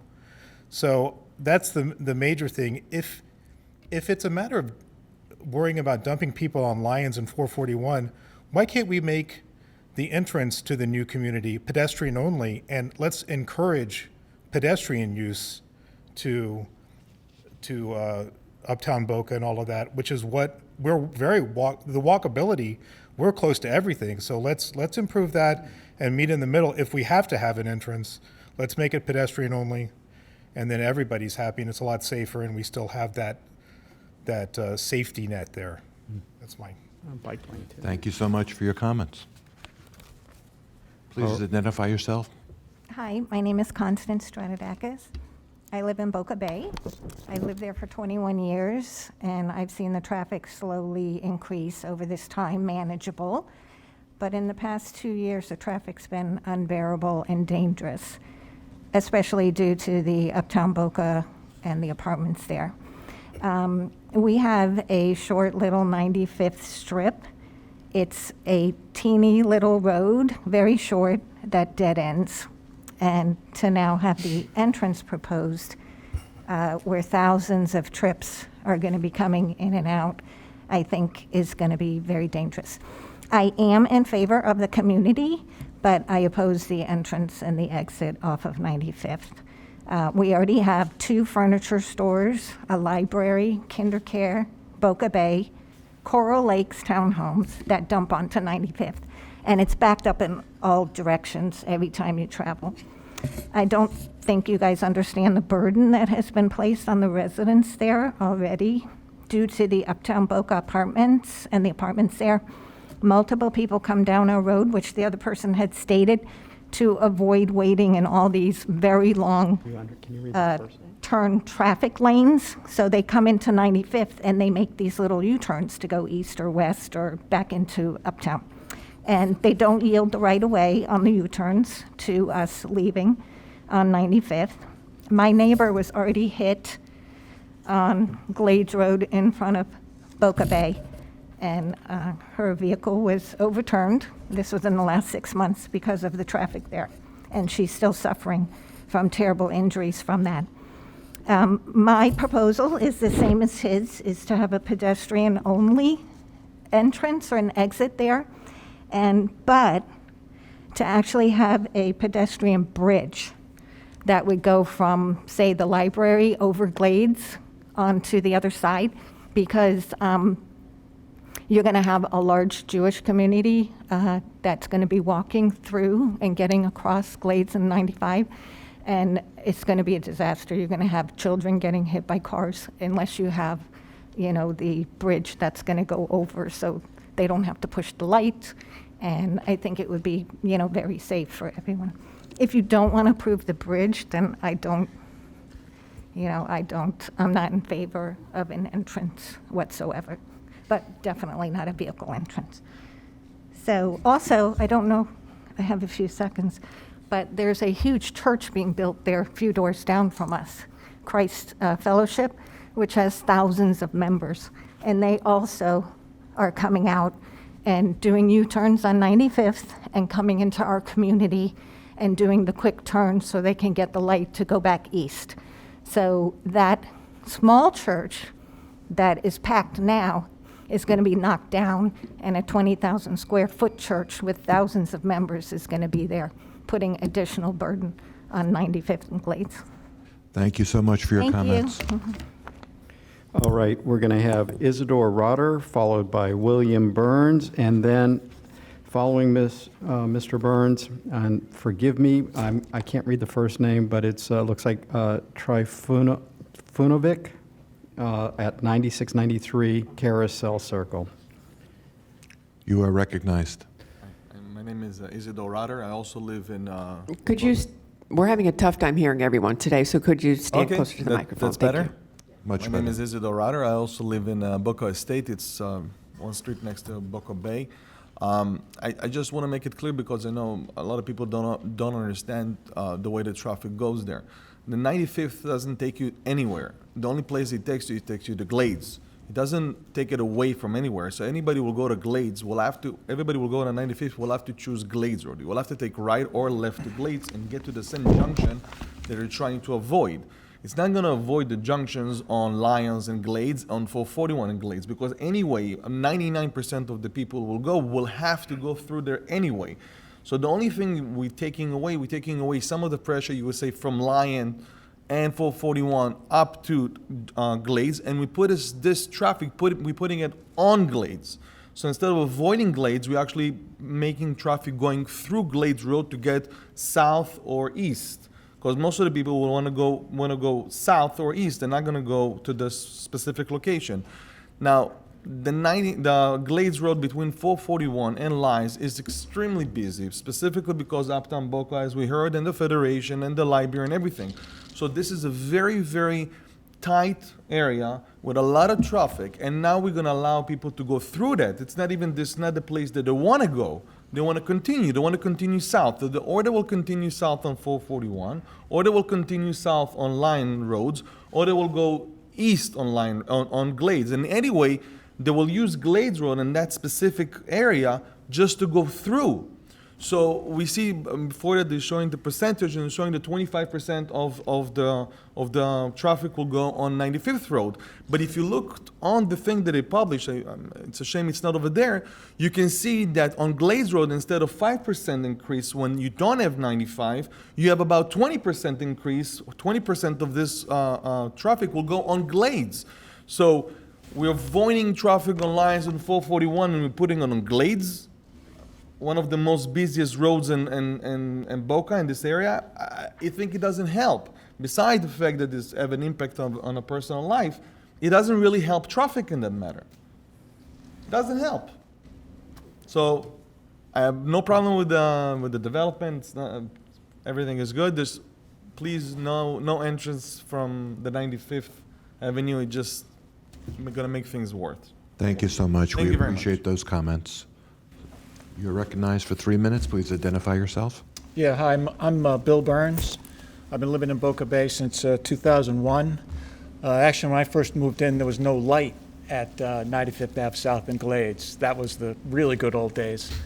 I think everybody's covered everything pretty much. But, I did hear the comment that there's 2 failing intersections now, Glades and Lyons and Glades and 441. I think with this, you're going to have 3 failing intersections, if it's not failed already. The other thing I saw was, there's going to be 20% more traffic on that 95th Ave South, about 1,700 trips a day. Well, how many trips are on that road now?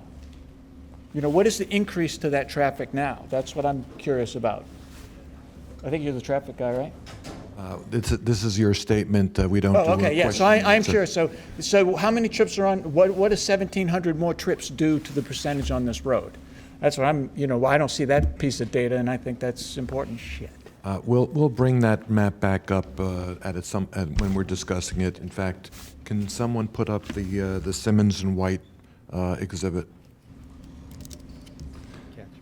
I don't think it showed the existing traffic, though. All right, it does, but your time is ticking away here. Oh, okay, I guess that was it, and that, the pedestrian gate, I think, is probably a good compromise, which would allow people to go over to Uptown Boca or to the synagogue or whatever. Very good. Thank you so much. And just to point out, if anybody who's looking at the exhibit, it appears that if the 95th Avenue entrance is put in, it has no effect on southbound traffic on either Glades or on Lyons or 441. It has a minimal effect. I'll say minimal. I'm sorry. I'm not going to be characterizing it, but there's an impact on northbound traffic for both Lyons and for 441. And as you can see, it's bringing about 10% going west and about 15% going east coming out of that intersection. Okay, we're ready for our next speaker. Would you please identify yourself? Well, and then, 1 second. It's going to be followed by Andrew Smekar, and then James Gottlieb. My name is Mladen Trifunovic. I live in this community, Boca Bay, from 94. And I see from 94 to now, there are a lot of traffic increase on the Glades. That's make problem for all of our residents to go east or west. They take a long time. And I agree with all of guys from my community what they say, and I'm opposing to traffic to 95. Thank you. Thank you very much for the erudite comments. You are recognized. Please Hi, identify my name is yourself. Andrew Smekar. I also live on Carousel Circle. I apologize if I'm going to repeat any of the things that my neighbors have said. I've been here in Boca Bay since 2004, and basically it's like what everybody else said. Ever since Uptown opened, the getting onto Glades Rock has become really a problem. Most people basically going into Uptown will make a U-turn, and they make the U-turn before even they get to the library. And today, this morning, basically, when I was waiting to go east on Glades, on the light, there were 9 cars behind me, and I had 3 cars in front of me, and it was like 8:30 in the morning. So at the same time, you got all these people making U-turns. What happens is the library is so close to Glades Road, you can't, if you want to go at certain times of the day, if you want to go into the library, you can't even make the turn because there's cars waiting in line. Now, I understand that they're supposedly going to be widening 95th if this proposal goes through, but I still don't see how that's going to make the situation any better. There's 74 homes in our subdivision. Then the West Boca, there's another 25 of them. There's 180 of them in Coral Lakes, so that's approximately 250 houses. And if we use the statistics, that means about 2,500 trips per day. And I don't know how many more trips are added with the library and the other things that are on 95th. But if I'm thinking that the way this is proposed, if they do the entrance of 95th, I can guarantee you that it's not going to be just 25% of the people that live in the new development going on 95th, because nobody that goes to Publix and 441 is going to take the exit off of 441, go up north half a mile, make a U-turn, go back to Glades Road when they can just go through 95th. Same thing goes for guys going onto the Turnpike. In all likelihood, they're going to take 95th because they don't want to go wait there when there's Olympic Heights at rush hour. The problem is there was going to be rush hour. So right now, let's say this morning, I had 10 cars or 12 cars waiting in line. If we have this opening at rush hour, you're going to have maybe 20, 30 cars. It's just going to be crazy. I 100% think it would be awesome if they did a little walkway for pedestrians. I mean, uptown, pretty cool. I mean, I understand there's always going to be more traffic, but it would be kind of nice to be able to walk from your neighborhood like what we do. We go across the street right now. It is neat. I think it's awesome. But having cars, 50 cars waiting in line just so that we can alleviate problems on 441 and Lyons Road. 441 is like a three lane, 4 lane. I mean, there's a bunch of lanes. They have 3 lanes to turn east. They have 2 lanes to turn west. It's not going to add that much traffic considering that you have thousands of cars going up and down both lines in 441. Whereas on 95th, we're just residential, and all this is going to do is just create a huge log jam just on the light. I have a handicapped child. We have people in the neighborhood who are, we have deaf children, people in wheelchairs. We also have had a nice shift in the older residents moving out, new people coming in. They have little kids. Both my neighbors, one of them just had a baby 3 months ago. The other guy's got 3 kids. The oldest one is 4 years old. I'm almost out of time, so I apologize. But anyways, anybody that's going to try to cut through the neighborhood right now, we don't have speed bumps because we don't qualify. I tried this 10 years ago, was told by the county that we need to be at least 1,200 feet straight lane. We have 1,080. I ask you to... Okay, thank you. Thank you so much. All right. I'm waiting to see if the Vice Mayor wants to add any more names to this list, or am I the last for our community? James Gottlieb, Boca Bay. I've been there 1998. I was a builder in West Boca with a project called Avalon on Palmetto. I met with Ms. Scarborough's predecessor to get that through, along with a couple of your predecessors. We had to work to get it to make it work. It was 33 acres with 84 houses. I wish I could add something new to what all of my neighbors have said. It's all the same. You're going to hear it. The exit onto 95th is the worst possible thing you could do for us. Every single one of us. I walk across the street. It's fun to walk to Uptown. Right now, it's not that bad. As soon as Amazon opens up, as soon as what we believe will be opens up, the traffic there is going to be disgusting. It's going to be impossible. And you want to add another 1,700 cars coming out of this community? Not going to happen. The traffic there will be a disaster. You're asking for problems. You're asking for accidents. You're asking for people to get run over. The Orthodox Jewish community has found our community, and they're moving in like crazy. It's wonderful. Our values have gone through the roof because of it, and I appreciate it. But this is not going to help. This is only going to cause problems. You're going to have children that are playing in our streets, getting run over, as Mr. Livingston said, by people cutting through our community. The traffic out there is already bad. It's not easy to turn out of the second entrance from our community, second exit, out onto Glades westbound. It works, but it's difficult. This is going to add to it. The best possible solution, I believe, having been there for almost 5 years, is to eliminate 95th as an option. It's not listed on your notice to us, which is why there are not a lot of us here. I believe that was either a mistake or an oversight, but I think this needs to be tabled if you're going to put 95th on the board so that more of us can come and discuss this with you and tell you why it's a bad idea. That's it. I think the traffic study needs to be redone. I think a traffic study of the traffic on 95th has to be evaluated. I don't believe it's been done. I'd like to ask you all to consider having that done before you vote on this. I will yield my time to others. Thank you. Thank you so much for your comments. We do appreciate it. All right, that appears that we have everybody who wanted to be heard. Vice Mayor, do we have anybody who didn't want to come up but wanted their comments read into the record? We have a few cards here. So this is from Stacy. It looks like Stacy Albert and Clay Nicholson. We live in Boca Bay. Are very opposed to the third exit onto 95th Street Road. This will greatly increase the traffic in our community and make the roads unsafe for our child. Gary Gartside, Boca Bay residents and surrounding area only have only one way to travel east on Glades Road and that exit on 95th Avenue South. With Johns West PUD development, it will create more backup. Maureen Gartside, I object to County Commission office to demand an extended road of 95 South to the new GL development off of Lyons Road. Gracie Livingston, I oppose 95th Avenue South expansion. It's the only way it'll create undue burden on our neighborhood in the form of significantly increased traffic. Robert Gianchitti, this new road will create more traffic through our neighborhood. We have lots of children outside playing. John Silva, new road will create more vehicle traffic through our neighborhood. And Marco A. Fonseca, this third gate on 95th Avenue will negatively impact the life of all residents of Boca Bay. We have one letter that was asked to be read into the record.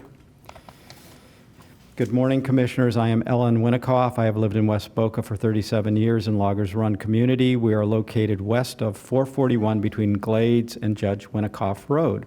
For almost 40 years, my family and I have been active in monitoring the infrastructure needs of West Boca and working with elected officials to develop workable solutions.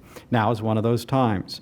A proposed entrance on 95th Avenue to the Johns West parcel will further congest an intersection that serves the Glades Road Branch Library, 2 neighborhoods, a daycare, and a shopping center. That's just on the north side. On the south side is the entrance to the Jewish Federation campus and an entrance to Uptown Boca. I'll briefly share my recent experiences and conversations. I had a green arrow to turn left from Glades Road to 95th Avenue. I couldn't turn. 4 young families were in the crosswalk walking home from religious services on the Federation campus. Their congregation is expanding. I went to the library the following day, and I'm on the library advisory board appointed by 4 commissioners.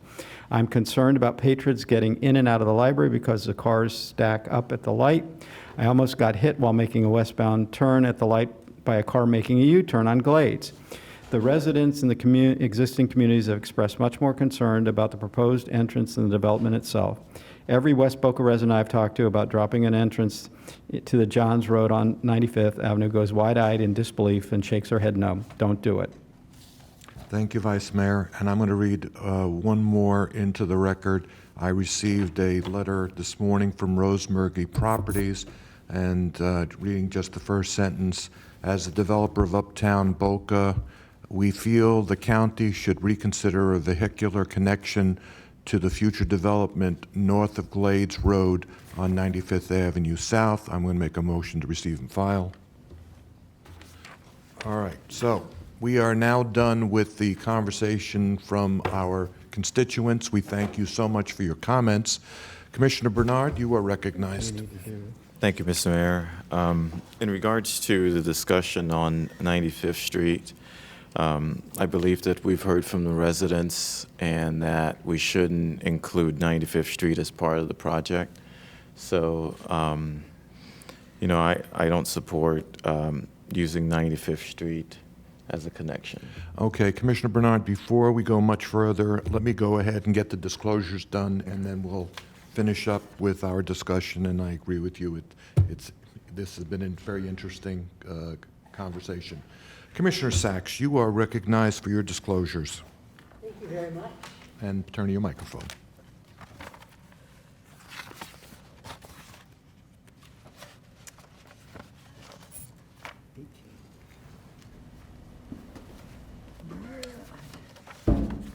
Mr. Mayor, would you consider going from right to left today? I will go from right to left, and I'll give you some time to reorganize over there. Thank you. Commissioner McKinley, you're up. Yes, my office received emails and a presentation. My staff and I spoke with Kevin Rattery. That's it? You've been quiet compared to the rest of our offices. Commissioner Marino.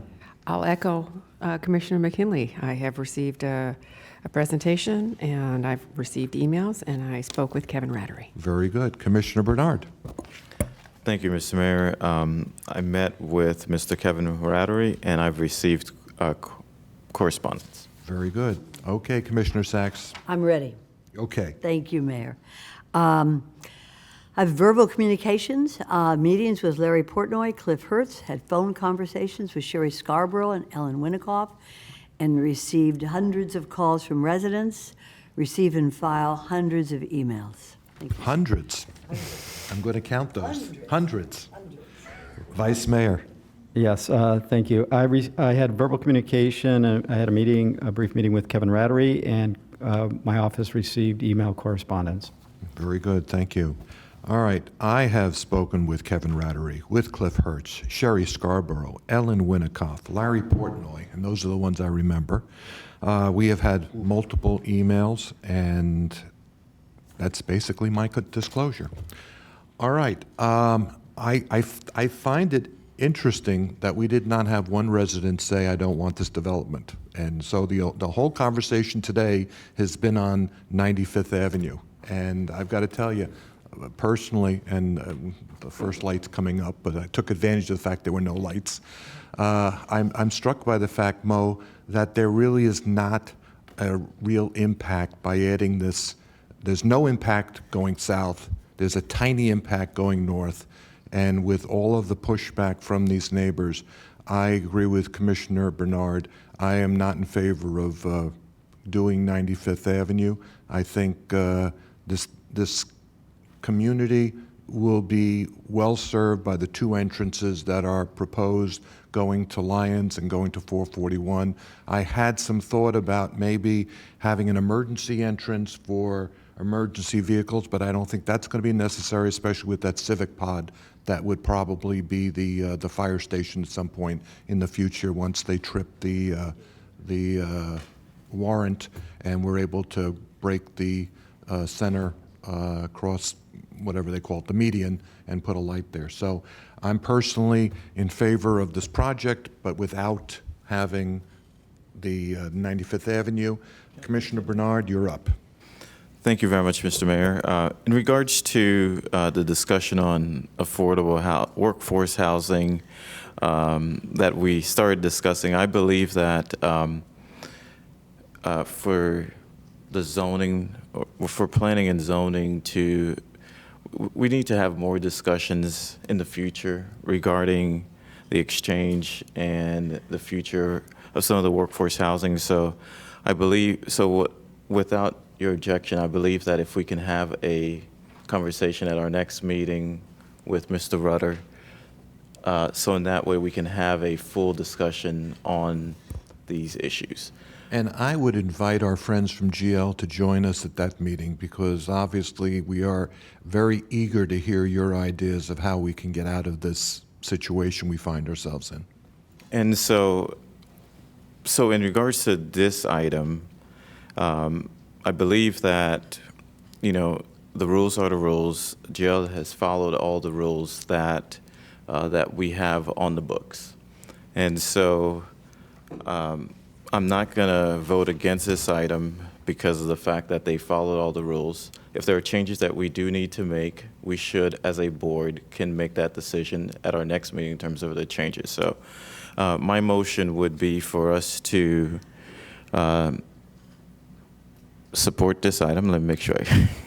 Okay, so staff recommends approval of the request subject to the conditions of approval as indicated in Exhibit C. That Yes, would be your except motion. without 95th. Without 95th. I understand from staff you have a new set of conditions to take into account the removal of 95th Avenue?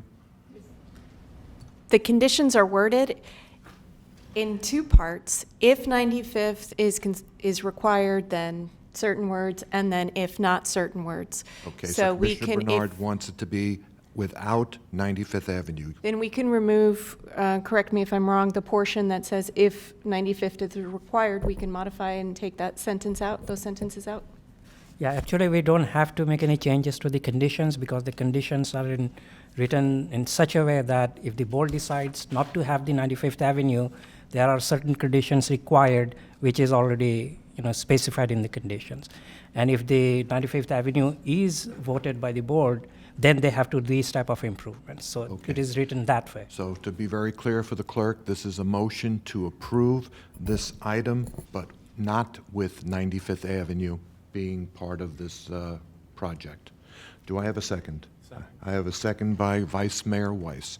We're going to go on and have more conversations, and Vice Mayor Weiss, why don't you take it up? Thank you, Mayor.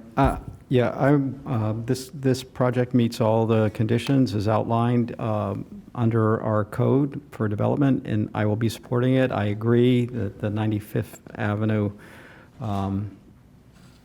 connection is not needed. I think some of the ideas of the pedestrian connection is interesting. I know I live not too far from downtown, and we have a pedestrian connection that because a street was closed and connects us now through to the convention center, so we can bike or walk through to I guess what used to be called.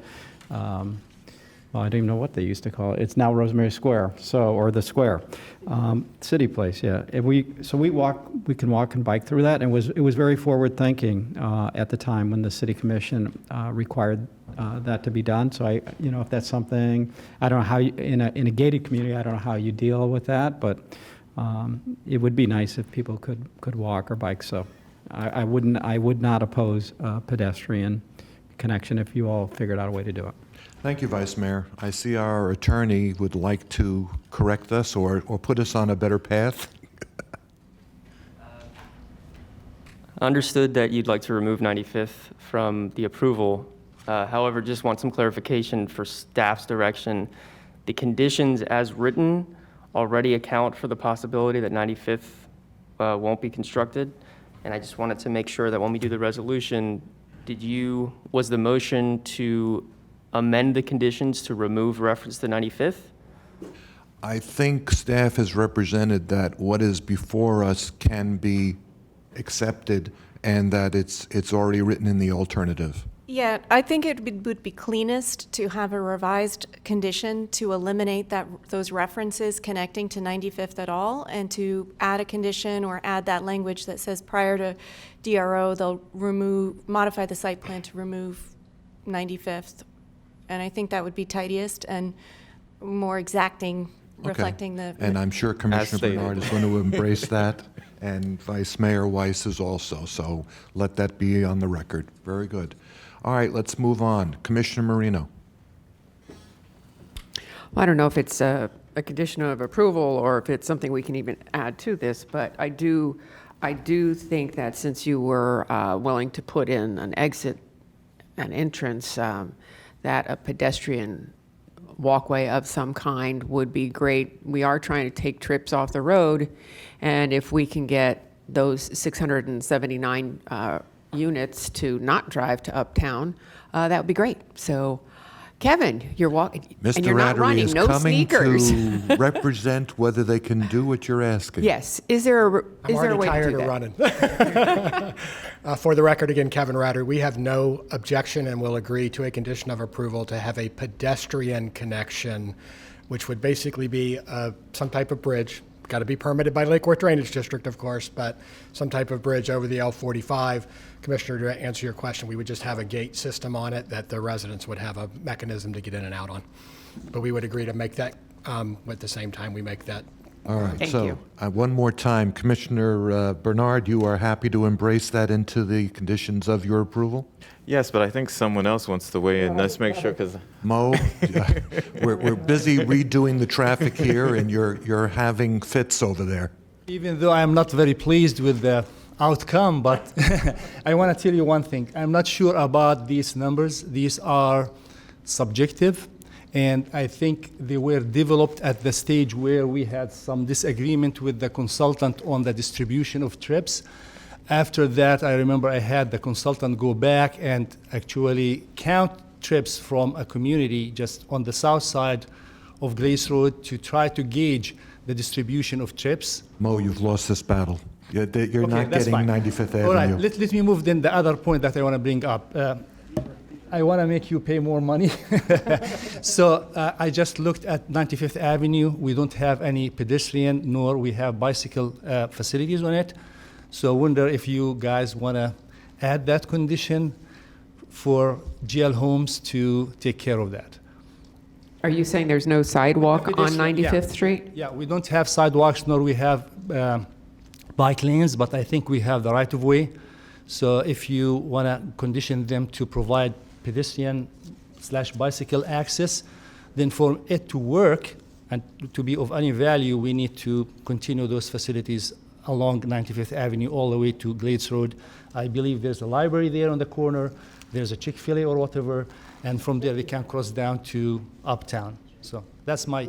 What do you say, Mr. Rattery? How benevolent do you feel today?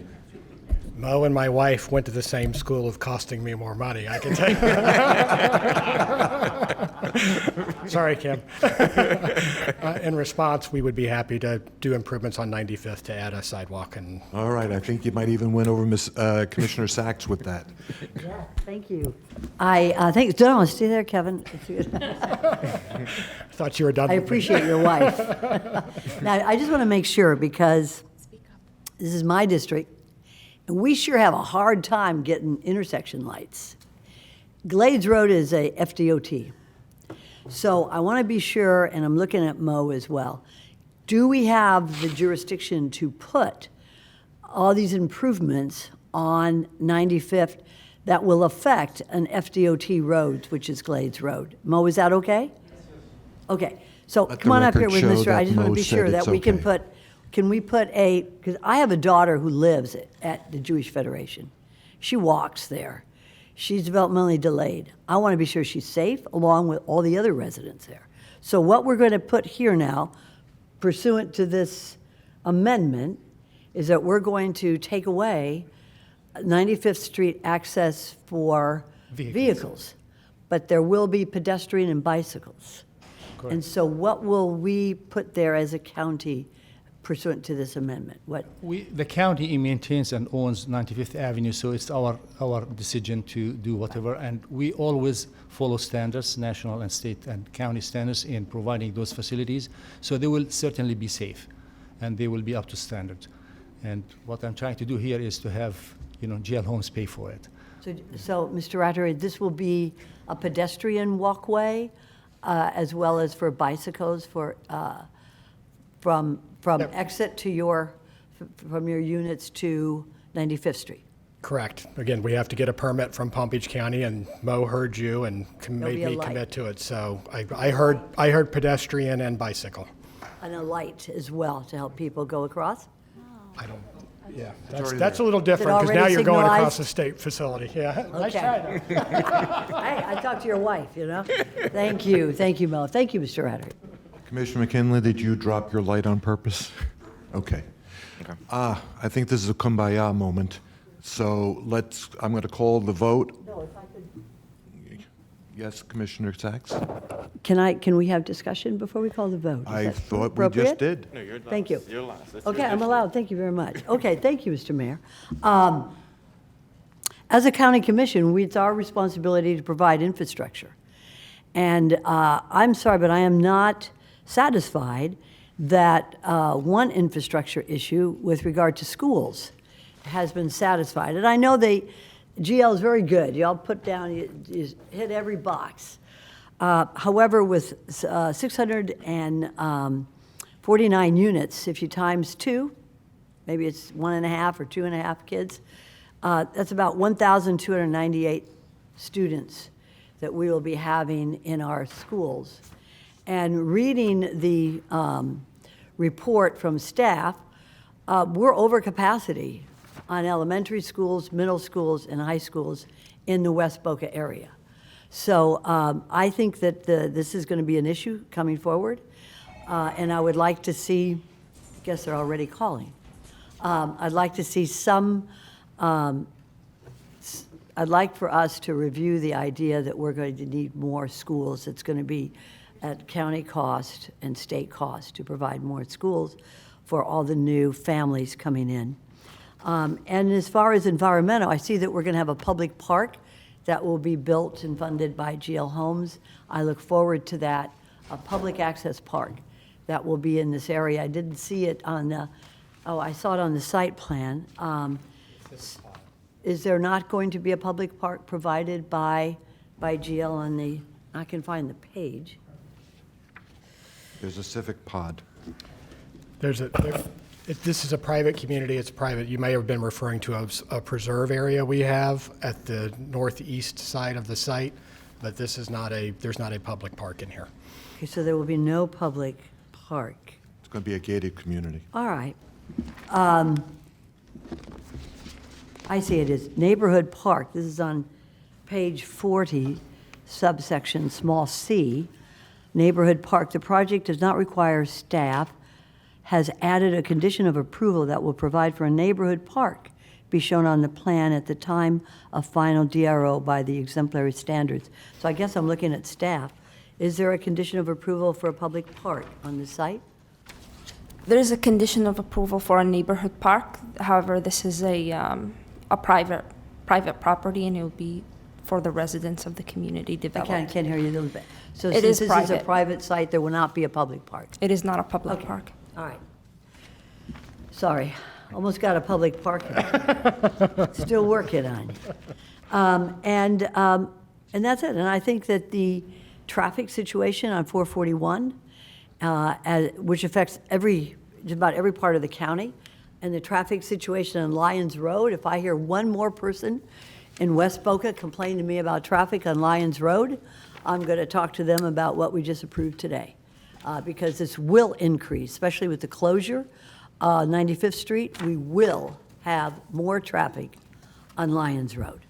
Lyons Road is a county road. It will be up to the county to provide widening of that road. I don't know when we're going to have a budget that, but I will vote no against this project. I think we have too many units in too small a space, and it's too much of an impact on our environment and our infrastructure at this time. I think the county needs to get a little bit more forward-moving in terms of providing EMS, law enforcement, schools, larger roads, especially Lyons Road, which is our responsibility.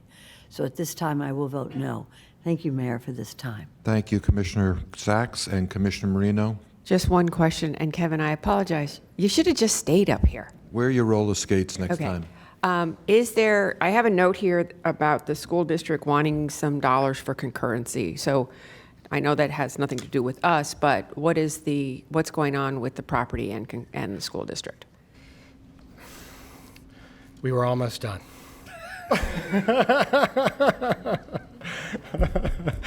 My apologies. So this has been kind of a hotly debated topic over time.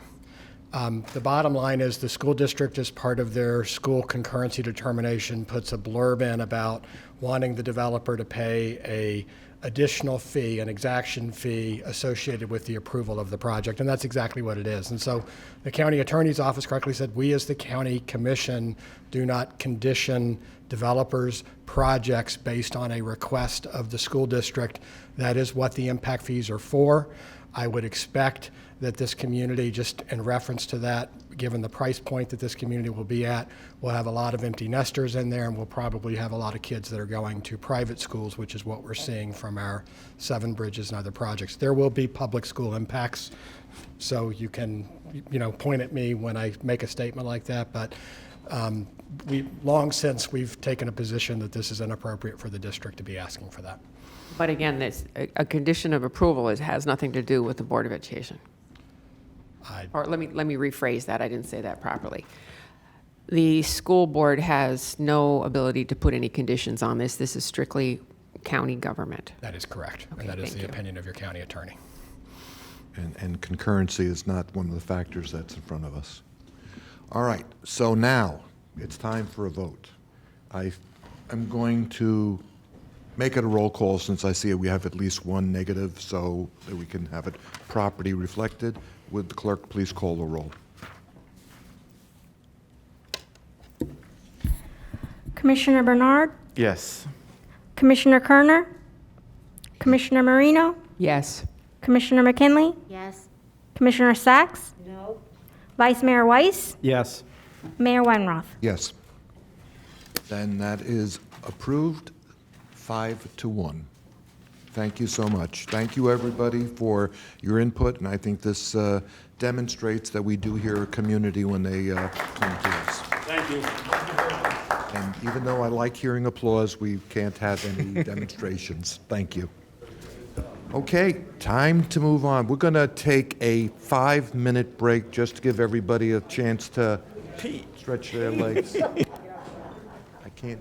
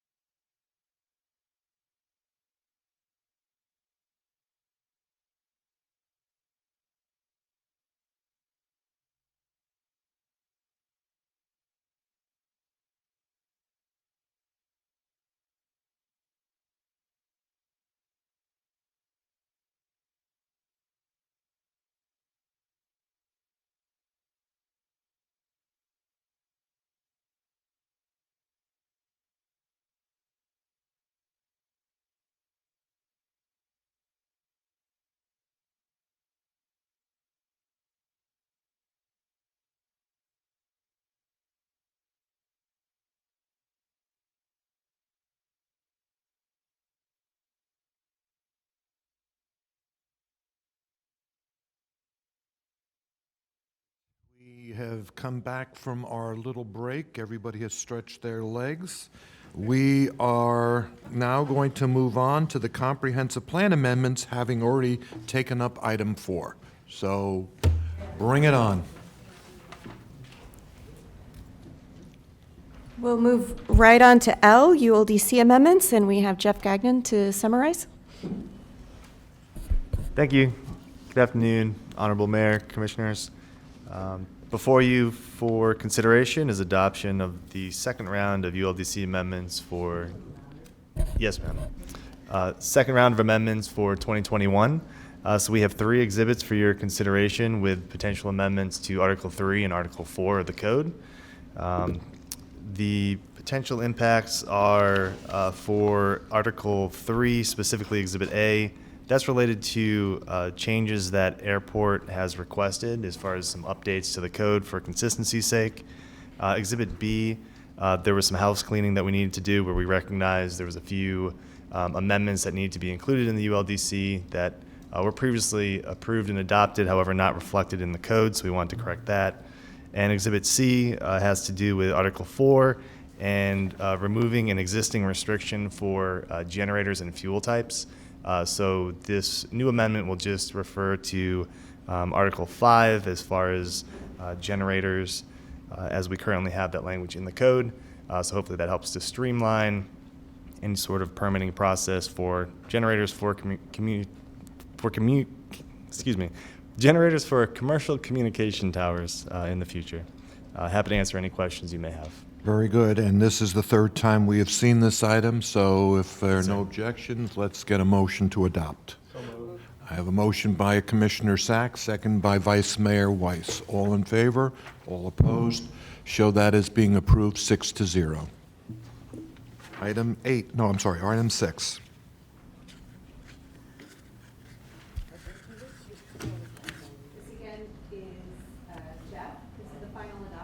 Lisa, your mic.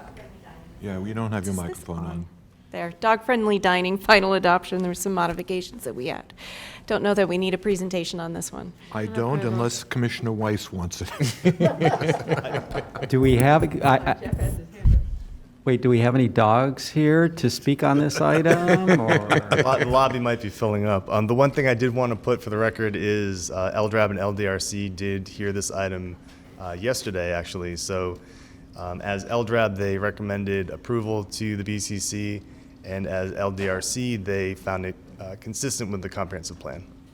Very good. I see a motion to adopt by the Vice Mayor. Do I have a second? By Commissioner Marino. Seeing no further discussion. All in favor, all opposed, show that is approved 6-0. That is the end of our regular agenda. Takes us now to facilities, development, and operations. And for this, we have Isami and Purvi here from FDO to discuss these 2 items. Isami, you are recognized. Good afternoon, Commissioners. Purvi Bugaita from Property Real Estate Management Division with Isami Colazo. Today we are asking for your approval for the Civic Site cash out of Phase 1 of the Whitworth PUD in the amount of $601,314.22. The PUD is located south of Boynton Beach Boulevard between State Road 7 and Lyons Road. It consists of approximately 581 acres and will be developed in 2 phases. This item relates only to Phase 1, which consists of 362.714 acres. Phase 1 will utilize the 60-40 option, 60% preserve area, 40% development. Therefore, 145.397 acres will be utilized as the development area, and 217.317 acres will be utilized as a preserve area. The 2% civic site requirement for Phase 1 is 2.91 acres based on the 145.397 development area. Prem has negotiated a cash-out price equal to the price per acre that GL Homes will pay for the overall 582.728 acre PUD development. Based upon this sales price and acreage corresponding to the pending Phase 1 area of the PUD, the civic site cash-out of said 2.91 acres is $601,314.22. Thank you. Commissioner McKinley. Thanks, Mayor. I'll go ahead and move approval of this item, but as I spoke with staff yesterday, you know, they send these civic site needs surveys out to various departments, and I don't believe that they send it to Housing and Economic Sustainability. And I think that that is an oversight on policy. And in light of the workshop we had earlier this week, moving forward, I would like to see staff look at expanding the number of departments that are looking at these civic site potentials.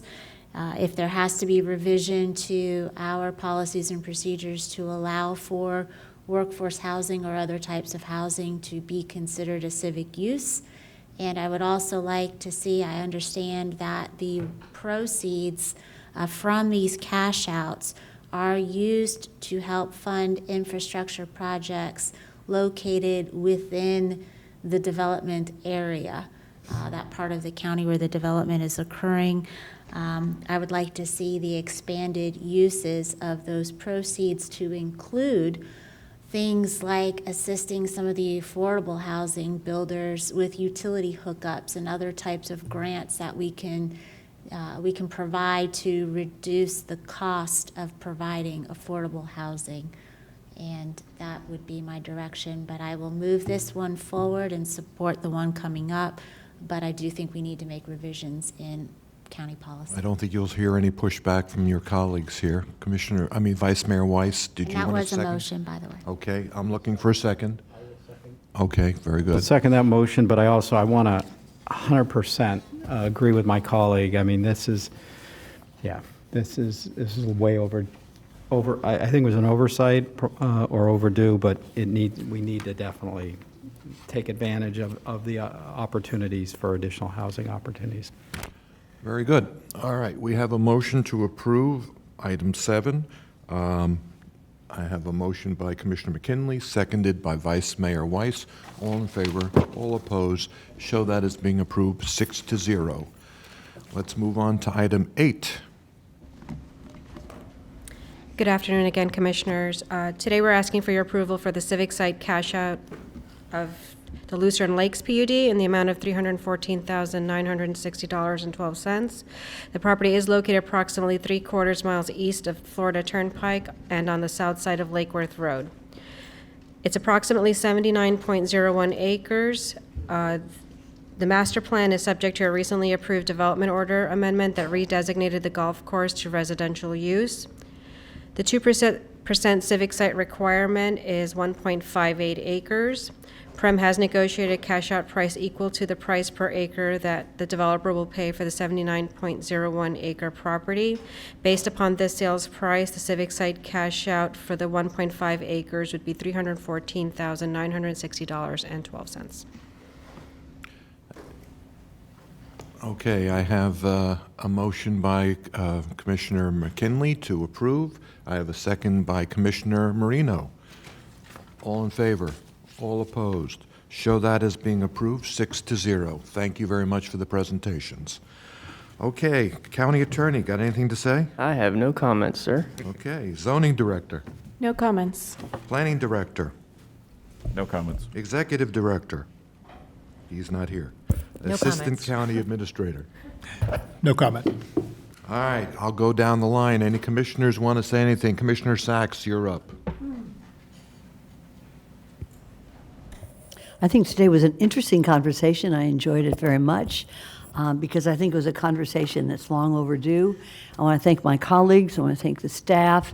And I think it was, I look forward to many more conversations like this in the future. Thank you, Mr. Mayor. Thank you, Commissioner Sachs. Commissioner Bernard. Just quickly, Mr. Mayor, I just think that today was a good meeting. We were able to have real good discussions on the future of our residents for the county, so really appreciate that. Thank you, Commissioner Bernard. I agree with you 100%. Commissioner McKinley. Mayor, hats off to you. I threw you a couple of curveballs on the agenda today. You handled them very well and appreciate the support to direct staff to look at a few things today. Thank you. It's always my pleasure. Commissioner Marino.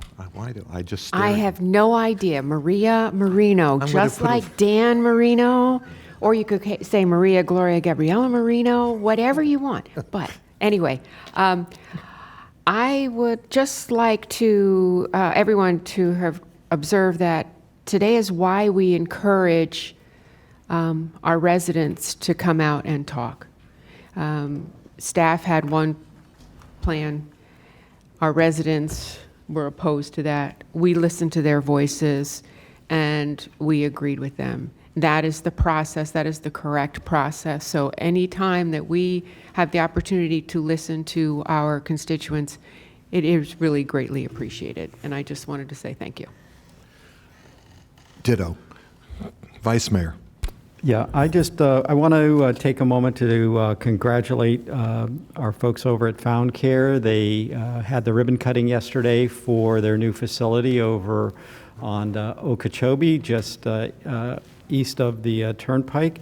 I'm pleased to have it in District 2. They provide health services for folks that on a sliding scale so that it is affordable, that people have access to primary care.